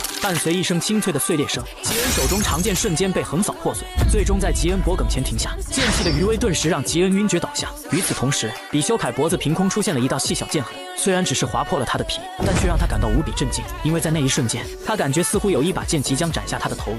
剑术名门的天才剑君到底有多强？以5星实力越级挑战7星强者，甚至在决斗中领悟8星骑士才能使用的星剑，差一丝将其头颅斩下，这让比修凯感到难以置信。因为在刚刚长剑碎裂那一瞬间，他感觉自己脖子一阵刺痛，似乎有把无形的剑锋要斩下他的脑袋。如果吉恩的反应再快0.1秒，而他又慢上0.1秒，那么他将会身首异处。年仅15岁就领悟了星剑，真是一个可怕的家伙。2天后，一只大肥猫死死地压在吉恩脸上，而吉恩也因为不能呼吸憋醒了过来。他一把抓起乌拉凯后，发现这是自己的房间。见吉恩醒来，吉利连忙端来一杯水，告诉吉恩他已经昏睡了2天，宴会也已经结束了。吉恩听到后无奈地叹了口气，这次宴会的客人都是为他而来，而他却没能跟客人们打声招呼，真是有失体统。可吉利却安慰吉恩，他与比修凯的战斗一直被大家津津乐道，那场决斗足以作为您的回礼了。最惊艳的是您最后施展的星剑，差一点就反杀了8星骑士，这可引起了不小的轰动。吉恩回想起自己的星剑虽还不完美，但的确起到了效果，也多亏了露娜姐对他的指导，因为一开始他根本无法理解那项训练，但现在终于见到了效果。虽然吉恩只是在极限状态下的无意识使出，但在5星就能粗略领悟8星的星剑，已经算是非常了不起了。此外，这场宴会吉恩还得到了很多收获，他确认了贝拉丁在家族的地位，还跟密宫继承人有了一点交情，以及布巴尔和比修凯之间有来往。就在这时，吉利捧来了一束花，告诉吉恩这是西利斯留给他的，还调侃他是不是对吉恩有意思，但吉恩却否定了吉利的话，因为这是密宫的雪花，话语是无止境的战斗。吉恩觉得茜丽丝应该是想和自己再较量一次。接着吉利告诉他，家主让吉恩醒来后立刻去找他，他猜测家主这是要任命吉恩为准先锋出去历练。吉恩闻言也认同吉利的观点，看来自己要离开家族一段时间了。随后吉恩着装整齐来到灵庙面见父亲，父亲在见到吉恩后略微有些惊讶，他已经好久没有见到孩子们穿着这种外出服来见自己了，看来吉恩已经预料到要外出历练了。接着父亲询问吉恩是否知道这是什么地方，吉恩正色的回应，这是灵庙。如果说剑之庭园是为了让家族更繁荣设立，那这里就是为家族做出特殊贡献的英雄设立的。可父亲听到后却叹了口气，没错，这里是为1000年来一次次的让家族脱离脱离危机的人而设立，但唯独初代家主泰马尔·伦凯德没能葬在这里，甚至也不在剑之庭园。而你拥有的那种黑暗力量，就是我们无法缅怀他的原因。自初代家主死后，伦凯德就被迫与普吉尔签订屈辱盟约。吉普尔家族的神合力诅咒了伦凯德的血统，因此自初代家主之后的人再也无法使用魔力。这时父亲神色凝重地询问吉恩：“你能用这种力量打败你哥哥姐姐们，并最终征服整个家族吗？”而吉恩却告诉父亲，如果在外面闯荡的过程中没有比伦凯德家族更有价值的猎物，就回来按他说的做。听到这个回答，父亲露出一个微笑。其他的孩子离开家族历练是为了得到家族的认可，而你却是为了寻找家族值得认可的地方而离开，真不知道该说你了不起还是傲慢。接着父亲伸出手掌，我给你5年时间，你要在此期间得到家族的认可或者认可家族，然后回来给我一个答案。闻此，吉恩拔出腰间佩剑，神情庄重立于胸前。这段时间以来很感谢你，父亲，5年后见。在告别了父亲后，吉恩没做任何停留，走出了剑之庭园，而前方的人影让他不禁眼前一亮。只见除了乌拉凯以外，吉利也提着行李在门口等候吉恩。这时吉恩注意到吉利手腕上插进的东西，吉利却故作轻松，表示暂时不能使用正气。虽然他早就听前辈们说过，但突然失去力量还真是不习惯。不过如果依靠乳母力量累积声望，反而会有损吉恩的名誉，因此吉利让吉恩不要太挂在心上。闻言，吉恩心疼地向吉利许诺，不仅是未来5年，他一定会保护吉利一辈子。吉恩最后回头凝望一眼家族大门，上一世他是被扫地出门，而今生他却是背负着父亲的满怀期待离开。随后两人一同踏上了历练征途。对吉恩来说，他的人生现在才开始。吉恩·伦凯德的名字将会响彻世界。男孩年仅15岁就被赋予准先锋职位，他的半神父亲更是将家族兴旺寄托于他，只因他是自初代家主后唯一觉醒勇气之人。虽然父亲仅凭一把剑就达到了半神境界，可还是没能废除与吉普尔家族签订的屈辱盟约。而如今，吉恩成了他们解放伦凯德家族唯一的希望。而此时，吉恩已经踏上了历练的征途。因为吉恩的不辞而别，吉利担心最疼爱吉恩的露娜和训练生们会因此伤心，可吉恩却毫不在意。露娜姐原本就是个潇洒不羁的人，至于训练生们，吉恩怕他们太肉麻了，如果跟他们道别，说不定他们会在家族门口行剑。接着吉利询问吉恩接下来第一站选择哪里，而大多数先锋们都是首选了马米特，因为想要提高声望最有效的方法就是抓捕逮捕。伦凯德家族的准先锋在成为真正的先锋之前，都必须去外面闯荡来打响自己的名号，以此来得到家族的认可。在此期间，家族不会提供任何援助。而玛丽姐曾在19岁时击败了南部大陆的各个强者，在获得了狂风玛丽的外号后成为先锋。此外，其他哥哥姐姐们都是在6个月到2年后回归，可父亲却给了吉恩5年。他这么做的理由就只有一个，那就是让吉恩彻底领悟隐气的巅峰。想到这，吉恩决定了第一个目的地，我们去亚金王国。但吉利听到后却不太理解，因为那里是吉普尔家族的领地。吉恩解释他在执行科隆任务时，听说那里有一群黑魔法师作乱，他们跟武者佣兵勾结迫害百姓。闻言，吉利顿时斗志昂扬。他以前当武者时最喜欢的就是抓坏人，现在已经开始兴奋起来了。但其实不然，这个消息是吉恩在前世所得，那群人只是黑帮泰星的爪牙。吉恩不过是想去参加那里的地下拍卖会，因为那里有他想要的魔法书和戒指。然而现在有一个问题，吉利的手中只有10枚金币，他们无法使用移动关口前往亚金王国。可吉恩却自信表示，只要去到加恩王国就能解决钱的问题。现在的话，我们直接飞过去就行了。听到这话，乌拉凯顿时来了精神，一脸兴奋地询问吉恩：“真的可以这样吗？”吉利担忧如果被家族发现怎么办，吉恩却表示他偶尔也要叛逆一次。接着，乌拉凯从吉利身上跳了下来，暗影之力瞬间在树林中扩散。下一秒，一头庞大的巨龙赫然出现。乌拉凯满脸得意：“你们可要抓紧了，我要不停飞才能在明天抵达加恩王国。”与此同时，剑之庭园内，露娜突然一惊，她感受到一股强大的力量突然出现。当她向窗外望去时，空中赫然翱翔着一头巨龙。她顿时猜到了一个可能，难道是吉恩一成为准先锋就骑着龙飞走了？真是个大胆的家伙呀！露娜无奈一笑，眼里满是宠溺。那就祝我这个不跟姐姐道别就离开的无情弟弟战无不胜吧。第二天，吉恩3人就出现在加恩王国境内，只不过吉利因为晕龙，此时正在一阵狂呕。乌拉凯大喊着埋怨吉恩，都是因为你吉利才会这么难受。接着又立马转头继续照顾着吉利。吉恩十分无语，明明是他想炫耀自己，在空中炫起了杂技，真是一肚子坏水，生怕别人不知道他是黑龙。接着吉恩让乌拉凯在这里老实等他去拿钱。画面一转，加恩王国首都中心，一名金发少年正望着远处发呆，而他正是吉恩曾救下来的山姆伯。山姆伯在吉恩的宴会结束后才得知这个消息，不由得十分沮丧。他一直想再见一次吉恩，报答他的救命之恩，错过了这次机会，也不知道什么时候才能再见到吉恩。可就在这时，一道熟悉的声音在他背后响起，他回头望去，刚想开口，却被一只大手迅速堵住了嘴巴，这顿时把山姆伯吓得一哆嗦。吉恩连忙表明身份，让他不要出声。在松开山姆伯后，他惊讶询问吉恩怎么会在这里，可吉恩却反问他曾说过自己有需要他帮忙的地方，随时可以来找他。闻言，山姆伯给予了肯定，于是吉恩当即表示，现在就是需要你帮忙的时候，你去拿点金石和钱出来。听到此话，山姆伯顿时呆在原地，不敢相信自己听到了什么。他明明是剑术名门天才剑君，却对一个富家少爷敲诈勒索，可男孩却屁颠的求他多拿一点。只因吉恩对他曾有过救命之恩，而吉恩在被赋予准先锋职位后，家族便不会再提供任何帮助，所以除了战斗什么都不会的伦凯泽少爷小姐，在离开家族2-3个月内都会过得非常窘迫。但吉恩现如今却出手阔绰，直接带着乌拉凯和吉利享受了一顿山珍海味。吃完后，吉利意犹未尽地打了个饱嗝，他本来也做好了挨饿的准备，但没想到吉恩让他们一开始就不用吃苦。一旁的乌拉凯戏谑表示，他昨天还说吉恩是在敲诈勒索，怎么现在吃得那么开心？吉恩转头看着乌拉凯圆鼓鼓的肚子感到担忧，现在要去移动关口，他要是像上次那样吐了怎么办？可乌拉凯却只向自己露出一个得瑟的表情。我的准则就是即使要吐也要先吃饱再说，不过如果你不想看到我吐，直接骑着我去不就好了？但吉恩却告诉乌拉凯没有他想的那么简单，因为亚金王国是吉普尔家族统治的国家，当今活跃的龙有80%都听命于他们，如果贸然骑着你去就相当于宣战。听到这话，乌拉凯顿时十分生气，那些龙曾经听到他的名字就会害怕。说完又突然变成了猫咪，可是现在世道真是变了，连一群乌合之众都能乱飞。吉恩见状不满的让他不要在大街上乱变身。很快